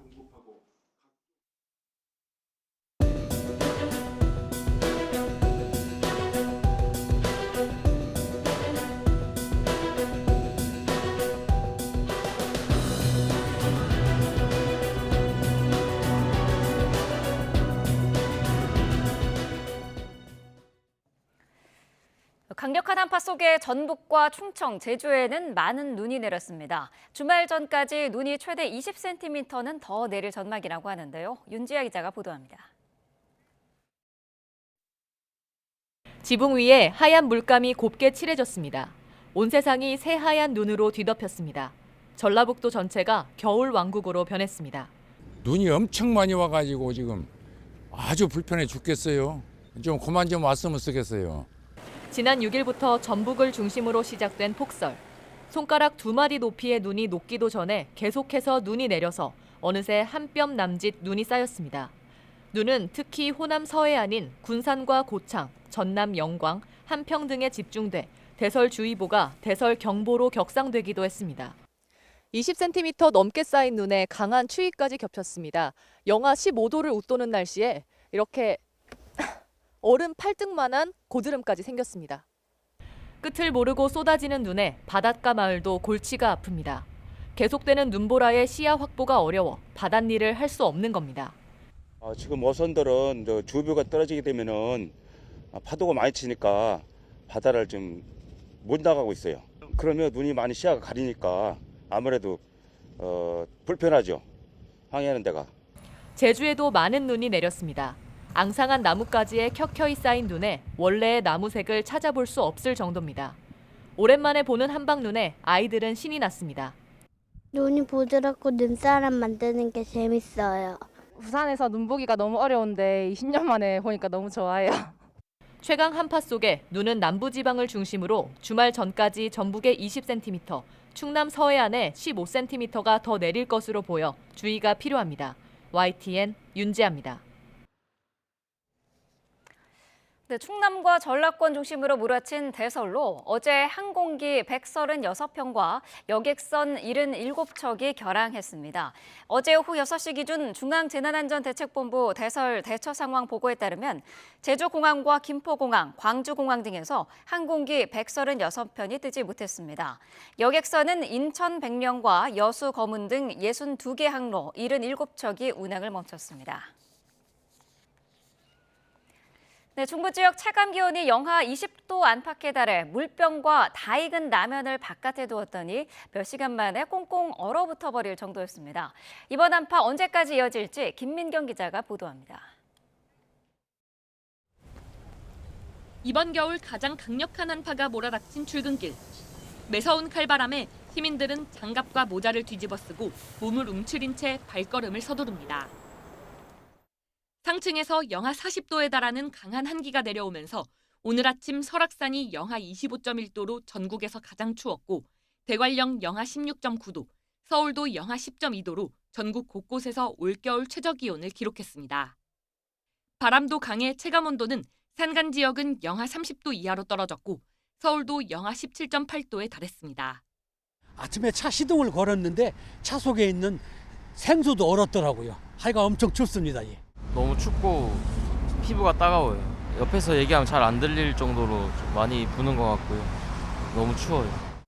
강추위 속 실험 삼아 바깥에 둔 물병은 3시간 만에 완전히 얼어붙어 버렸습니다. YTN 취재진이 새벽 6시쯤 컵라면에 물을 넣고 아스팔트 위에 올려뒀더니 4시간여 만에 면발이 얼어붙어 젓가락이 이렇게 공중 위에 떠 있는 모습입니다. 한낮인 지금도 체감온도가 영하 15도를 밑돌고 있어 녹지 않은 채 모형처럼 얼어 있습니다. 서울 최고 기온이 영하 7.6도에 그치는 등 전국 대부분이 종일 영하권 추위 속에 갇혔습니다. 한파특보가 호남과 영남 일부까지 늘어난 가운데 내일 아침까지 강추위가 이어집니다. 금요일인 10일 새벽에서 오전 사이 복사 냉각이 더해지면서 올 겨울 들어 가장 낮은 기온이 나타나는 곳이 있겠습니다. 매서운 추위는 주말 오전까지 기승을 부리다 오후부터 서서히 기온이 오르며 풀릴 전망입니다. YTN 김민경입니다.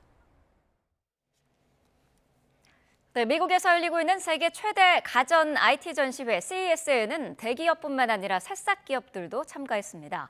미래 시장의 주인공을 꿈꾸며 이색 아이디어로 눈길을 사로잡고 있다고 하는데요. 현장에 취재기자 나가 있습니다. 최하영 기자. 네, 미국 라스베이거스 베네시안 엑스포입니다. 네, 어제와는 다른 곳인 것 같은데요. 어디입니까?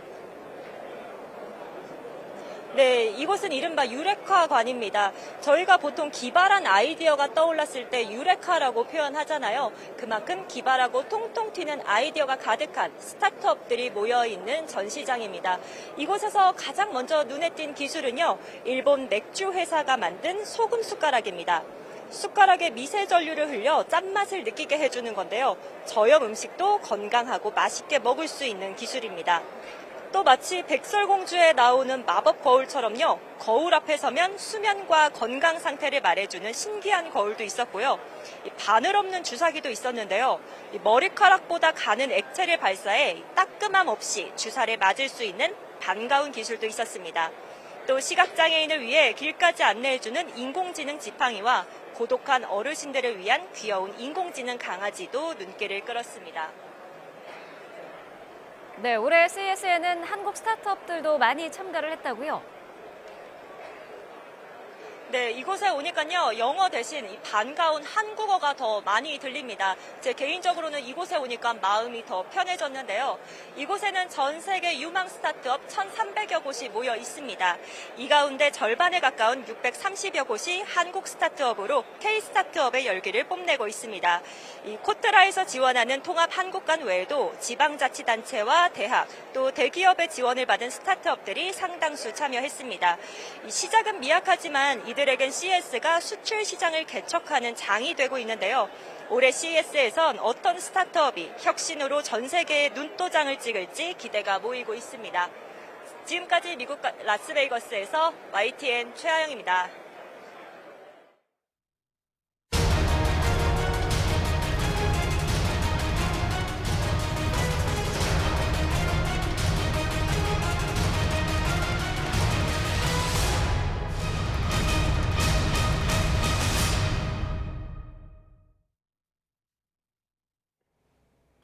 공수처가 윤석열 대통령 체포영장 재집행 시기를 두고 고심을 이어가고 있습니다. 공조수사본부를 꾸린 경찰과 함께 대규모 인력이 동원될 것이란 전망이 나오는데요. 공수처 현장 다시 연결합니다. 김철희 기자.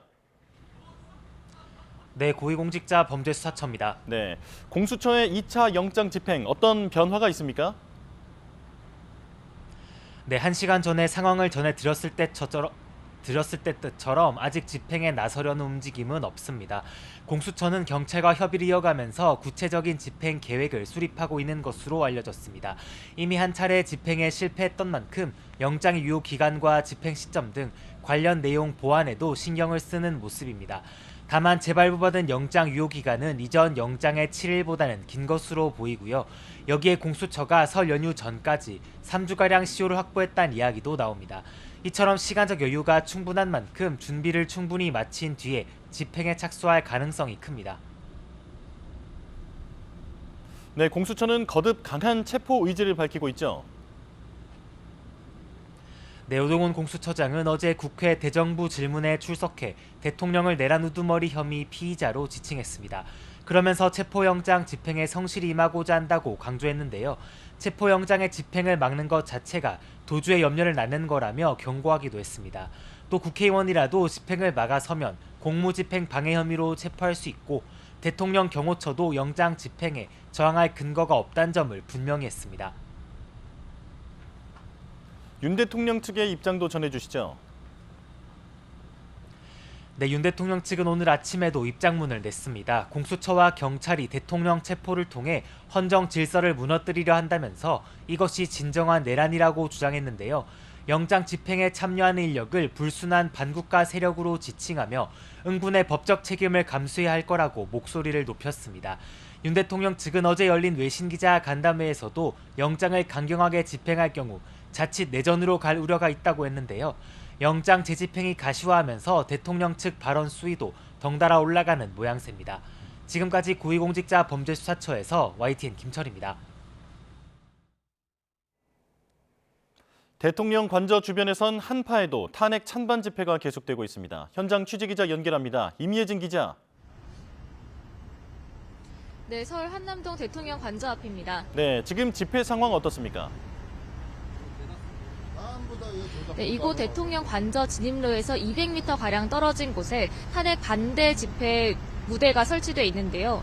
저희가 2시간 전쯤 이곳에 왔을 때만 해도 사람이 거의 없었는데 날이 밝으면서 찾아오는 발길도 늘고 있습니다. 올겨울 최강 한파의 참가자들은 두툼한 외투와 은박으로 된 담요를 두르는 등 방한용품으로 중무장하고 따뜻한 차를 마시며 추위를 견디고 있습니다. 이들은 태극기와 성조기를 흔들면서 윤 대통령에 대한 체포영장과 탄핵은 무효라고 외치고 있습니다. 인근에선 어제부터 무기한 밤샘 농성에 들어간 탄핵 찬성 단체가 윤 대통령 체포를 촉구하고 있습니다. 오후에는 본격적인 집회가 예정돼 사람들이 모여들 것으로 보이는데요. 며칠째 양측 참가자들이 서로 욕설을 하는 등 실랑이를 벌이고 있어 관저 앞에는 긴장감이 흐르고 있습니다. 네, 관저 쪽 경계는 어떤가요? 네, 경찰 가림막이 곳곳에 설치돼 있긴 하지만 1차 영장 집행이 시도된 지난 3일보다는 관저 입구 통제가 비교적 수월해진 편입니다. 하지만 관저의 경비태세는 여전히 삼엄하게 유지되고 있습니다. 관저 진입로에는 철문이 설치돼 있어 차량이 출입할 때를 제외하고는 굳게 닫혀 있고 철문 뒤쪽엔 대형 버스 여러 대가 겹겹이 차벽을 이루고 있어 시야가 차단돼 있습니다. 경호처는 경내 곳곳에 원형 철조망을 두르고 일부 출입문에는 쇠사슬까지 둘러 2차 체포영장 집행에 대비하고 있습니다. 이곳에서 안쪽 2차, 3차 저지선의 상황까지 확인하기는 어렵지만 영장 재집행 시 경찰 형사기동대나 특수견인차 등이 동원될 가능성도 언급되고 있는 만큼 경호차가 전보다 경계를 더 철저히 하고 있을 것으로 보입니다. 지금까지 서울 한남동 대통령 관저 앞에서 YTN 임혜진입니다. 공수처와 경찰이 윤 대통령을 반드시 체포하겠다는 의지를 밝힌 가운데 언제 어떻게 영장 집행에 나설지 주목됩니다. 경호처장이 오늘까지인 3번째 출석 요구에도 응하지 않을 경우 경찰이 강제 수사에 나서며 대통령 영장 집행에 물꼬도 트일 것으로 보이는데 경호처는 결사항전태세를 고수하고 있습니다. 부장원 기자입니다. 경찰 특별수사단은 박종준 경호처장에게는 10일, 김성훈 경호처 차장에게는 11일 오전 10시까지 나와 조사받으라는 3차 출석 요구서를 보냈습니다. 경찰 입장에서는 경호처 수뇌부인 이들이 3번째 출석 요구에도 불응하면 강제 수사에 나설 명분을 갖출 수 있습니다. 이들에 대한 체포영장 집행을 위해 관저에 진입한 뒤 동시에 윤 대통령 체포를 시도하거나 경호처 수뇌부를 먼저 체포해 지휘 공백을 만든 뒤 관저에 다시 진입하는 방법이 거론됩니다. 앞서 경호처는 경호법을 근거로 대통령에 대한 체포영장 집행을 저지했지만 경호처 간부들에 대해서는 강제 수사를 막을 근거가 없습니다. 경찰은 이 같은 방안을 공수처와 협의하고 있는데 다만 경찰 특공대나 헬기를 동원하는 방안은 검토하지 않는 것으로 전해졌습니다. 언론에 보도되는 경찰 특공대, 장갑차, 헬기 등 동원은 전혀 검토한 바는 없고 소설 같은 얘기다. 라고 대답을 했습니다. 이런 가운데 경호처는 결사항전태세로 관저를 사수하겠다는 입장입니다. YTN 취재 결과 경호처는 첫 영장 집행 때 통제에 따르지 않은 군과 경찰 경호부대를 2차 영장 집행 저지 과정에서는 배제하기로 하고 대신 경호처 인력 400여 명으로 겹겹이 인해 장벽을 칠 계획인 것으로 파악됐습니다. 경호처 내부적으로는 대통령 경호는 경호처의 존재 이유인 만큼 탄핵이 결정되지 않은 상태에서 영장 집행에 따를 수 없다는 분위기가 있는 것으로 전해졌습니다. 총기 등 화기 사용에 대한 구체적인 지침은 내려진 게 없는 것으로 알려졌는데 경찰 특공대 등 특수부대가 동원될 경우 맞대응에 나서며 대규모 무력 충돌 우려도 나옵니다. YTN 부장원입니다. 경찰이 윤석열 대통령에 대한 1차 영장 집행 당시 관저에서 이를 저지한 인원들에 대한 신원 확인에 나섰습니다. 경찰청 비상계엄 특별수사단은 지난 3일 윤석열 대통령에 대한 체포영장 집행 당시 체증 자료를 분석해 현장에서 공무집행을 방해한 26명에 대한 신원 확인 요청 공문을 경호처에 보냈다고 밝혔습니다. 특수단은 당시 불법행위 가담 정도와 향후 불법행위 여부를 종합적으로 고려해 입건 여부를 결정할 예정이라며 체증 자료 판독 결과에 따라 추가로 신원 확인을 진행할 예정이라고 말했습니다. 윤석열 대통령 측은 고위공직자 범죄수사처가 영장 쇼핑을 한다고 비판했습니다. 그러나 수사기관뿐 아니라 법원까지 부인하면서 피의자 신분으로 사실상 수사를 지휘하려 한다는 비판이 나옵니다. 신지원 기자입니다. 검찰과 공조수사본부의 동시다발 출석 요구에 윤 대통령 측은 먼저 중복 수사를 문제 삼았습니다. 수사기관이 세 군데서 중복적으로 소환한 문제가 있었고 공수처가 검찰과 경찰에게서 사건을 넘겨받아 체포영장을 청구한 뒤에는 공수처의 수사 권한을 부인하더니 체포영장이 발부되자 서부지법은 안 된다고도 지적했습니다. 무슨 영장 쇼핑하듯이 서부지방법원에 가서 청구가 됐습니다. 2차 체포영장 집행이 초읽기에 들어가자 이번엔 공수처는 인정할 테니 대신 중앙지방법원에 영장을 청구하라고 입장을 바꿨습니다. 이마저도 체포영장은 안 되고 곧바로 구속영장을 청구하거나 재판에 넘겨야 응하겠다고 했습니다. 기소를 해라. 아니면 사전영장을 청구해라. 그러면 법원 재판에 응하겠다. 사실상 공수처라는 수사기관의 조사는 받지 않고 곧바로 법원의 판단부터 받겠다는 취지인데 수사보다 탄핵 심판이 먼저라는 기존 입장과도 일맥상통합니다. 윤 대통령 측 변호인단이 뒤늦게 공수처에 선임계를 제출하러 갔다가 문전박대를 당했다고 주장한 것도 비난의 화살을 공수처로 돌리고 불구속 수사를 받기 위한 것으로 풀이됩니다. 결국 내란죄 피의자인 윤 대통령이 당분간 본인에게 유리한 여론을 만들기 위한 버티기에 돌입했다는 분석입니다. YTN 신지원입니다. 윤석열 대통령 측 변호인단이 최상목 대통령 권한대행 등 경찰 지휘권자들도 대통령에 대한 체포 집행 과정에서 벌어지는 불상사에 책임져야 한다고 주장했습니다. 윤 대통령 측 윤갑근 변호사는 오늘 고위공직자범죄수사처가 경찰 기동대와 특공대를 동원하고 헬기와 장갑차 등 특수장비를 투입할 가능성도 검토하고 있다며 이같이 밝혔습니다. 또 민주당의 경찰 출신 의원 등 몇몇 인사가 경찰과 내통하고 있고 총을 맞더라도 체포영장을 집행하라며 유혈 사태를 선동하고 있다며 이것이야말로 내란죄 성립 조건을 충족한다고 지적했습니다. 공수처가 경호처에 대한 압박 수위를 높이고 있습니다. 수도권 형사 총동원령을 내리며 집행 저지에 가담하면 누구든 체포하겠다고 밝혔는데요. 체포 재집행이 임박했다는 전망이 나옵니다. 김성수 변호사와 관련 얘기 나눠보겠습니다. 어서 오십시오. 안녕하세요. 네. 자, 연장된 유효 기간 수사 지금 기밀이지만 설 연휴 전까지 3주가량 확보했다라고 하는 얘기가 나오고 있습니다. 자, 사실상 이제 공개 수사가 된 셈인데 영장 집행 시점 언제가 될 것으로 보입니까? 예, 여러 가지 가능성이 나올 수가 있을 것 같습니다. 지난번 같은 경우에는 이 체포영장의 기간 자체가 6일까지다라는 것이 알려지다 보니까는 아무래도 언제쯤 이제 들어갈 것이다라는 것이 예상이 가능한 부분이 있었지 않습니까? 네. 주말 같은 경우보다는 평일이 높다. 그리고 예의를 지켜서 이제 집행하겠다고 했기 때문에 야간보다는 주간일 것이다. 이런 이야기가 나왔던 부분인데 이번 같은 경우에는 이 영장 기간 자체를 공수처 측에서 알리지 않다 보니까는 아마 전략적으로 어느 정도의 기간인지를 알리지 않음으로써 언제 이제 그 집행 자체가 이뤄질지를 예상하기 어렵게 하는 그런 부분이 있었던 것으로 보이고 현재는 지금 야간 집행도 아마 영장에 영장이 야간 집행을 하기 위해서는 영장의 야간 집행 가능성이 이제 기재가 돼 있어야 되기 때문에 아무래도 야간 집행도 기재가 되어 있을 가능성이 높아서 야간에 들어가는 것이 아니냐 이런 이야기도 나오다 보니까는 정말 이 3주 중에 언제 들어가도 이상한 것이 없다 이렇게 조금 볼 수 있는 상황인 것 같습니다. 예. 자, 물리적 충돌을 최대한 양측 다 피하려고 하고 있는데 지금 경찰 쪽에서는 체포 전략의 첫 번째 시나리오로 경호처의 수뇌부를 현행범 체포하는 방안에 무게를 좀 두고 있는 것 같아요. 실현 가능성이 있는 얘기일까요?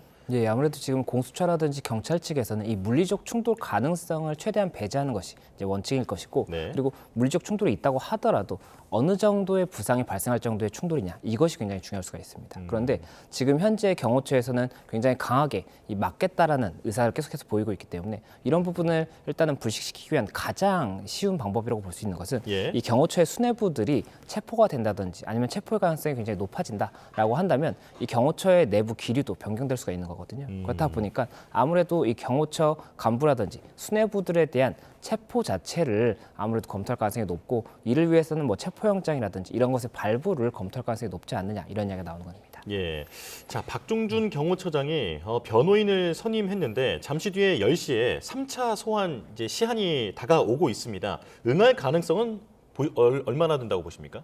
예, 아무래도 개인적으로는 응할 가능성이 굉장히 낮다라고 보고 있습니다. 현재 이 경찰에서 이 사건 그 당시에 이제 집행 관련해서 사건이 발생했다라고 양측에서 주장을 하고 있지 않습니까? 양측 다 서로가 특수공무집행 방해죄라든지 이런 관련 혐의들이 있다라고 주장을 하고 있는데 경찰 측에서는 이와 관련해서 일단은 박 경호처장에 대해서 출석을 해달라고 요청을 한 겁니다. 이 특수공무집행 방해라든지 이런 부분 관련 조사를 해야 되기 때문에 출석을 해달라라고 했었고 지금 1차, 2차 출석 통보가 있었는데 그때 당시에 1차 당시에는 지금 6일 전까지 너무 중요한 시간이기 때문에 그때는 출석할 수 없다 이렇게 이제 답변을 했었고 그 이후에는 이제 지금 2차 출석 당시에는 그 2차 출석을 위해서 내가 변호인 선임을 해야 되는데 아직 선임을 하지 못했기 때문에 다시 한번 조금 기간을 달라라고 요청을 했던 겁니다. 그리고 이번에 3차가 오늘 오전 10시에 이제 출석 예정인데 지금 현재 알려지고 있는 소식은 변호인을 선임했다는 소식까지는 나오는 겁니다. 그런데 변호인이 지금 뭐 오늘이라든지 어제 이렇게 선임이 되었다라고 한다면 변호인도 출석 일정을 조율을 같이 해야 될 것이거든요. 그렇다 보면 아무래도 오늘은 출석 일정이 좀 맞춰지지 않을 가능성이 높을 것으로 보이고 변호인을 통해서 다시 한번 출석 일정에 조율이 있지 않을까 생각이 되는 부분이 있습니다. 그리고 이 부분이 중요한 부분이 지금 체포영장의 발부를 아무래도 검토할 가능성이 높다라고 말씀을 드렸는데 체포영장 발부를 위해서는 출석에 불응하거나 출석에 불응할 우려가 있는 경우가 있지 않습니까? 그런데 출석 불응 우려라든지 이런 부분이 정당한 사유 없이 이루어졌어야 체포영장 발부가 되는 것인데 변호인을 선임하고 변호인과 조율을 하는 과정에 있다라고 한다면 법원에서도 발부 여부에 대해서 고민을 다 할 수밖에 없기 때문에 이런 부분과 관련해서도 아무래도 변수가 생긴 상황이기 때문에 경찰에서도 이에 대해서 만약에 체포영장에 대한 감안을 하고 있는 상황이었다면 조금 더 전략 수정이 필요한 상황이 아닐까 생각이 듭니다. 예, 만약에 10시까지인데 그 출석을 한다면 긴급 체포될 가능성도 높은 상황이죠. 아무래도 경호처장 측 입장에서는 그 부분을 우려할 수밖에 없는 것 같습니다. 그 김용현 전 장관이라든지 이 관련 사령관들의 사건들을 보면 뭐 검찰이라든지 뭐 수사기관에서 수사를 하고 그 다음에 보통 이게 수사를 하게 되면 혐의에 대해서 부인을 하는지 인정을 하는지가 진술을 하게 되지 않습니까? 그런데 부인을 하게 되고 만약 그 과정에서 증거를 인멸할 우려라든지 아니면 이 사람이 중형에 처해질 것으로 예상이 되기 때문에 도주할 우려가 있다고 한다면 긴급 체포를 바로 할 수가 있습니다. 그렇기 때문에 수사기관에 출석을 하고 수사를 받는 과정에서 긴급 체포가 될 가능성이 높다 이렇게 생각을 한다면 그 부분 관련 긴급 체포의 가능성 때문에라도 쉽게 출석을 하기는 어려울 수가 있기 때문에 그런 부분까지도 감안이 되지 않을까 생각이 듭니다. 예, 이번에 소환에는 이번에도 아마 응하지 않을 가능성이 높아 보인다 말씀을 해주셨고요. 자, 그리고 경찰은 이번에 수도권의 형사 총동원령을 내렸습니다. 기존 인력까지 합치면 한 1,000명 정도가 된다고 하는데 그런가 하면 국수본은 경찰 특공대, 장갑차, 헬기 동원 같은 것은 소설 같은 얘기다라고 하면서 선을 그었거든요.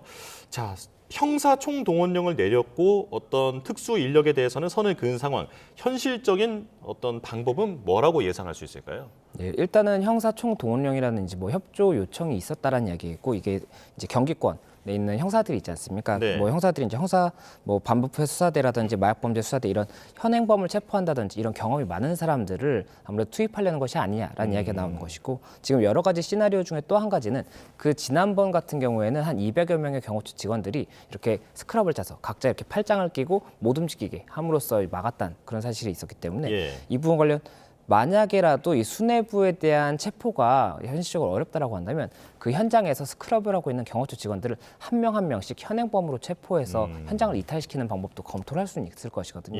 물론 양측 다 이제 서로가 불법적이다라고 주장을 하고 있지만 그렇기 때문에 그런 부분이 만약에 있다라고 한다면 그것을 위해서는 현행범 체포의 경력이 많고 또 노하우가 많은 사람이 결국에는 이 체포 자체를 잘할 가능성이 높기 때문에 그런 부분을 감안해서 일단은 협조 공문을 보낸 것이 아니냐 이런 이야기가 나오는 것이고 다만 지금 현재 이 협조 요청 관련해서 언제 뭐 어느 날 출동을 해달라라든지 이런 부분이 명시된 것은 아닌 걸로 알고 있기 때문에 결국에는 이 부분에 대해서도 가능성이 있기 때문에 어떤 뭐 이런 협조를 받을 수 있다라는 모양새를 보인 것이지 아직까지 구체적으로 정해진 것은 없다라고 생각이 되는 부분이 있고 실제로 이렇게 진행을 한다라고 하면 이에 대해서도 또 여러 가지로 굉장히 많은 또 가능성, 뭐 문제가 발생할 가능성 이런 것들도 고민을 해야 될 것이기 때문에 공수처와 경찰에서 이 부분에 대해서도 종합적으로 검토하지 않을까 생각이 듭니다. 예, 현행범 체포를 포함해서 물리력을 동원하는 것은 충분히 전망이 되지만 어떤 유혈 사태 같은 것만큼은 막기 위해서 어떤 강경 진압까지는 좀 조심스러워하는 것 같다라고 분위기를 볼 수 있을 것 같은데 지금 이 전략이 어떻게 진행될 것인가에 대해서 지금 취재가 많이 이루어지고 있는데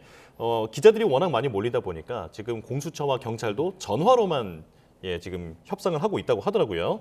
자, 손발을 제대로 맞출 수 있겠느냐라고 하는 우려도 나오고 있는데 어떻게 보십니까? 예, 아무래도 그 부분도 우려가 될 수밖에 없는 것 같습니다. 공수처와 경찰 쪽에서 이제 전화로만 소통을 한다라고 한다면 구체적인 이런 뭐 내용을 보면서 결정을 해야 되는 부분도 있을 수가 있지 않습니까? 그래서 그런 부분에 대한 우려도 있을 것이고 또 만약에 결국에는 경찰의 인원이 굉장히 많이 동원이 될 가능성이 높은데 경찰 내부에서도 말씀드렸던 것처럼 언제 일자를 뭐 할 것이다라는 걸 경찰 내부에 알리게 되면 이게 또 유출이 될 수가 있지 않습니까? 그렇다 보니까 경찰 내부에서도 어떠한 안을 짬에 있어서 어떤 팀이 뭐 언제 출동을 하고 어떠한 역할을 맡고 이런 부분을 정확하게 이제 이 내용을 상의한다든지 준비하는 그런 과정이 조금 많이 부족할 수가 있거든요. 그렇다 보니까 이런 점에 대해서도 여러 가지로 고민을 할 수밖에 없는 상황이 아닌가 생각이 되고 결국에 또 경호처는 우리들이 지금 적법한 공무집행이다라고 주장을 하고 있기 때문에 이에 대해서 또 여러 가지 시나리오를 두고 경호처도 준비를 하고 있을 것이기 때문에 어떻게 될 것인지 봐야 되고 또 그리고 앞서 말씀하셨던 것처럼 헬기라든지 이런 동원은 불가능할 것이다라는 이야기가 나오고 있지 않습니까? 그렇다 보니까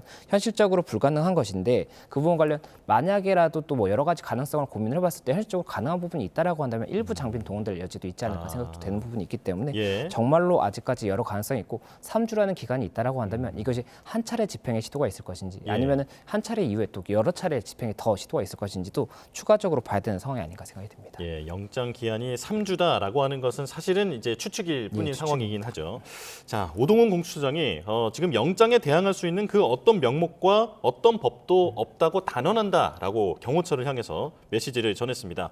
자, 그리고 불소추 특권이 있는 불체포 특권이 있는 현역 국회의원도 영장 집행을 방해하게 되면 현행법으로 체포할 수 있다라고 밝혔죠. 일단은 국회와의 질의응답 과정에서 이 공수처장이 그런 이야기를 한 겁니다. 이 부분 관련 영장은 적법한 영장 집행이기 때문에 이 부분은 이제 방해하는 것 자체가 불법 공무집행 방해다라고 주장을 했던 그런 부분에 대해서 추가적으로 다시 한번 이야기를 한 것이다라고 볼 수가 있는 부분이 있었고 그리고 추가적인 쟁점이 되는 것이 이 만약에 집행 과정에 현역 국회의원들이 앞에서 스크럽을 짜고 막게 되면 어떻게 되는 것이냐에 대한 부분이 있었습니다. 이와 관련해서 헌법 44조 1항을 보면 이 국회의원의 경우에는 현행범인 경우를 제외하고는 회기 중에 체포되지 않는다라는 것이거든요. 그렇다 보니까 만약이라도 이 부분이 공무집행 방해 혐의에 해당한다고 한다면 현행범으로서 국회의원도 체포할 수 있다라고 굉장히 강경한 태도를 보이면서 이 부분 관련해서도 일단 이렇게 공수처에서는 국회의원에 대해서까지도 이 정도의 입장을 보이고 있다는 것을 보인 겁니다. 자, 그런가 하면 지금 경호처가 특수 공무집행 방해뿐 아니라 범인 은닉죄도 적용될 수 있다라고 하는 얘기가 나오고 있는데요. 자, 좀 자세히 설명해 주실까요? 일단은 이게 경호처가 이 대통령에 대한 부분에 대해서는 주장을 하고 있는 것이 대통령 경호법 그리고 또 이 형사소송법 110조에 이 군사상 비밀을 유하는 장소 이 두 가지를 이유로 해서 수색이라든지 이런 부분을 이제 불허하고 있는 거지 않습니까? 그런데 이 경호처의 수뇌부가 만약에 체포영장의 대상이 된다라고 한다면 이 경우에는 수뇌부 체포에 대해서는 대통령 경호법이 대상이 되지는 않을 것으로 보인다라는 이야기가 나오는 것이고 이 형사소송법 110조에 대해서는 지금 영장 발부에서도 기재가 돼 있는 뭐 그런 부분 때문에 또 법적인 쟁점이 있거든요. 그렇다 보니 이에 대해서 만약에 수뇌부 체포를 막는 그 과정에 있어서는 특수 공무집행 방해 같은 경우 외에도 범인 은닉죄, 형법상의 이제 범인 은닉죄 같은 경우 이 151조 1항에서 또 처벌 규정을 두고 있기 때문에 이 범인 은닉죄까지도 성립될 수가 있다라는 주장이 나오고 있어서 이에 대해서 또 뭐 경호처 내부에서도 여러 가지 법률적인 검토를 하지 않을까 생각이 됩니다. 그러니까 대통령 체포가 아니라 대통령 수뇌부에 대한 체포에 나서는 것을 저지할 경우에 이것 역시 특수 공무집행 방해 그리고 범인 은닉죄가 적용될 수 있다. 라고 말씀을 해주셨고요. 자, 그리고 경찰은 경호처에 그리고 윤 대통령 측은 경찰에 서로에 대한 어떤 신원 확인을 요청했는데 이건 어떤 목적입니까? 일단 서로 신원 확인 이제 정보 공개를 청구한 것으로 보입니다. 정보 공개 청구를 하면 이 부분 관련해서는 답변을 해야 되는 부분이 있거든요. 그래서 이 관련해서 일단은 각각 서로가 지금 불법 공무집행 방해를 하고 있다라고 주장을 하고 있기 때문에 결국에는 특정을 해서 고발을 하겠다라는 취지로 일단 신원 확인 요청을 한 것이 아닌가 생각이 되는 것이고 다만 이 고발이라든지 고소 같은 경우에 일단 고소장이나 고발장을 제출할 때는 신원 확인을 명확하게 하지 못했다고 하더라도 성명 불상자로 해서 고소나 고발을 할 수는 있습니다. 다만 지금 같은 경우에 신원 확인을 미리 요청을 하는 것 자체가 이 신원 확인을 특정을 미리 해서 고소 고발장을 작성하기 위한 것인지 그렇지 않으면 이 부분 관련해서 뭐 경호처라든지 서로 간에 이 부분 우리가 이렇게 형사적인 조치를 취할 수 있다라는 것을 알리기 위한 그런 목적인 것인지는 봐야 되는 것으로 보이고 그리고 실제로 지금 서로 간에 이 각각의 수뇌부에 대해서는 고발이 있었다라고 보이는 부분이 있거든요. 그렇다 보니까 이 수뇌부 외에 다른 참가 인원들에 대해서 서로 간에 어느 정도의 사기 저하를 목적으로 한 것이 아닌가 이런 이야기가 나오는 것 같습니다. 있었습니다. 예. 자, 그리고 오동훈 공수처장이 경호처 지휘 협조에 응하지 않고 있는 최상목 대행에 대해서도 비판을 이어갔는데 이 공수처법을 보니까 대통령 그리고 대통령 비서실의 공무원은 이런 공수처 관련돼서 일체 관여 행위를 하면 안 된다라고 적혀 있더라고요. 이것 때문에 지금 그런 법리상의 어떤 충돌이 있기 때문에 관여를 안 하고 있다라고 지금 분석이 나오는데 이건 어떻게 보십니까? 예, 지금 최상목 권한대행 같은 경우는 이제 대통령의 권한대행이지 않습니까? 그러면 대통령 같은 경우에는 이 정부조직법 제11조에 의해서 중앙행정기관의 장에 대해서 지휘 감독을 할 수 있는 권한이 있고 그렇다면 경호처에 대해서도 경호처장을 통해서 경호처의 이런 기류를 지휘 감독할 수 있는 부분이 있다라는 것이 이제 일방의 주장인 것이고 네. 또 이제 다른 일방의 주장은 이에 대해서 공수처법 3조 3항 방금 말씀하셨던 그 규정에 의해서 이 대통령이라든지 대통령 비서실 공무원은 이 공수처 업무 보고, 자료 제출 요구, 협의 등 일체의 관여 행위를 하면 안 된다. 이렇게 지금 이야기를 하면서 이 부분 공수처의 이런 협조 요청에 대해서 응하지 않아야 한다는 것이 일방의 주장이고 또 다른 일방의 같은 경우에는 이 부분에 대해서 응해야 되고 응하지 않으면 이것이 직무유기가 된다라고 주장을 하고 있거든요. 그래서 이와 관련해서 법적인 충돌이 있기 때문에 어느 쪽의 주장이 맞는지는 결국에는 뭐 재판부에서 만약 형사적인 문제가 된다라고 한다면 재판부에서 판단을 하고 이에 대한 확정을 하지 않을까 생각이 듭니다. 예. 자, 마지막으로 그 헌재 발언에 대해서도 좀 질문 하나 드리겠습니다. 그러니까 계엄 포고령이 헌법에 부합하지 않는다라고 하는 헌재 사무처장의 발언이 있었는데 이에 대해서 지금 심리도 열지 않은 상황에서 위헌성 여부를 결론 내렸다라고 하는 비판이 이제 여권에서 나오고 있거든요. 이 부분은 어떻게 보십니까? 예, 이 헌재 사무처장이 이제 국회에서 질의응답을 하는 과정에서 이 부분 관련해서 포고령의 이 성격에 대해서 이제 진술한 겁니다. 그렇다 보니까 이에 대해서 헌재 어쨌든 사무처장이면 헌법재판소의 판단이라고 볼 수는 없는 거지 않습니까? 법원의 예. 판결이라고 볼 수는 없는 거지만 다만 그럼에도 불구하고 이런 판단 자체가 어쨌든 헌재의 입장으로 보일 수가 있는 부분이 있기 때문에 이에 대해서 여러 가지 해석이 나오는 것이고 예. 다만 이 부분 판단이 없는 상태에서 이 부분을 단정할 수 있는 것은 아니기 때문에 이 헌재 사무처장의 의견이다라고 봐야 되는 것이고 이것이 개인적 의견으로. 헌법재판소의 판결이라고 볼 수는 없는 그 부분이라고 제가 좀 구분해서 봐야 예. 이 부분에 대한 혼란이 없을 것으로 보입니다. 네, 알겠습니다. 자, 여기까지 듣겠습니다. 김성수 변호사와 함께했습니다. 고맙습니다. 고맙습니다.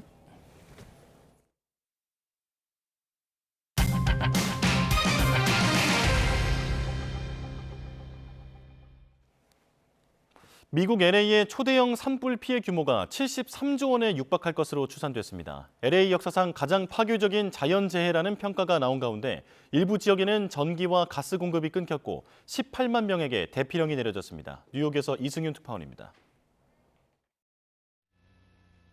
미국 로스앤젤레스에서 발생한 산불이 건조하고 강력한 바람인 센타에나를 타고 여전히 확산하고 있습니다. 특히 서부 해안의 부촌 퍼시픽 팰리세이즈에서 발생한 최대 규모의 산불은 진화와 대응에 여전히 어려움을 겪고 있습니다. It is safe to say that the Palisades fire is one of the most destructive natural disasters in the history of Los Angeles. LA 카운티 보안관이 폭탄이 떨어진 것 같다고 묘사할 정도로 피해 지역은 초토화됐습니다. LA 카운티 전체 가구의 5.6%에 해당하는 51만여 가구에 전기 공급이 끊겼고 일부 지역에선 가스 공급도 중단됐습니다. With that, gas shutoffs continue to affect more than 15,000 people in Malibu from Brentwood Country Club to Pepperdine. 이번 화재로 인한 한인의 인명 피해는 아직 없는 것으로 파악됐다고 주 LA 총영사관은 밝혔습니다. 미국 최대 금융회사 JP 모건 체이스는 이번 LA 산불로 인한 경제적 피해가 73조 원에 육박할 것으로 추산했습니다. 설상가상으로 최근 수년 동안 보험사들이 미국 서부에서 산불이 자주 발생하자 사실상 철수하던 상황이라 피해 복구가 쉽지 않을 것이라는 우려가 나왔습니다. 미 국립해양 대기청은 지구 온난화에 따른 기후변화가 심화하면서 이번 산불과 같은 초대형 재난의 빈도가 훨씬 늘어났고 과거보다 강도 역시 훨씬 커졌다고 진단했습니다. 뉴욕에서 YTN 이승윤입니다. 미국 트럼프 2기 행정부의 실세로 떠오른 일론 머스크 테슬라 CEO의 유럽 정치권 간섭이 점점 대담해지고 있습니다. 독일 극우 정당에 대한 지지를 수차례 밝힌 데 이어 이번엔 자신이 소유한 소셜미디어에서 극우 정당 대표와 공개 대담을 생중계했습니다. 홍주혜 기자입니다.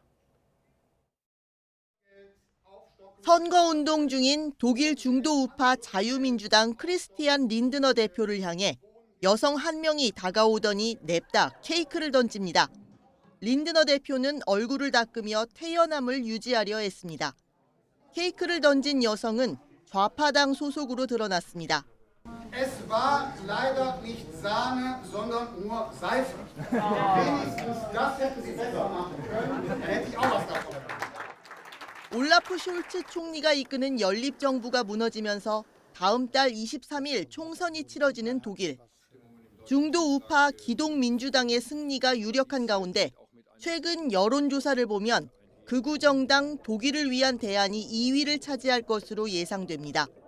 이 당은 특히 도널드 트럼프 미국 대통령 당선인의 최측근 일론 머스크 테슬라 CEO의 전폭적인 지원을 받고 있습니다.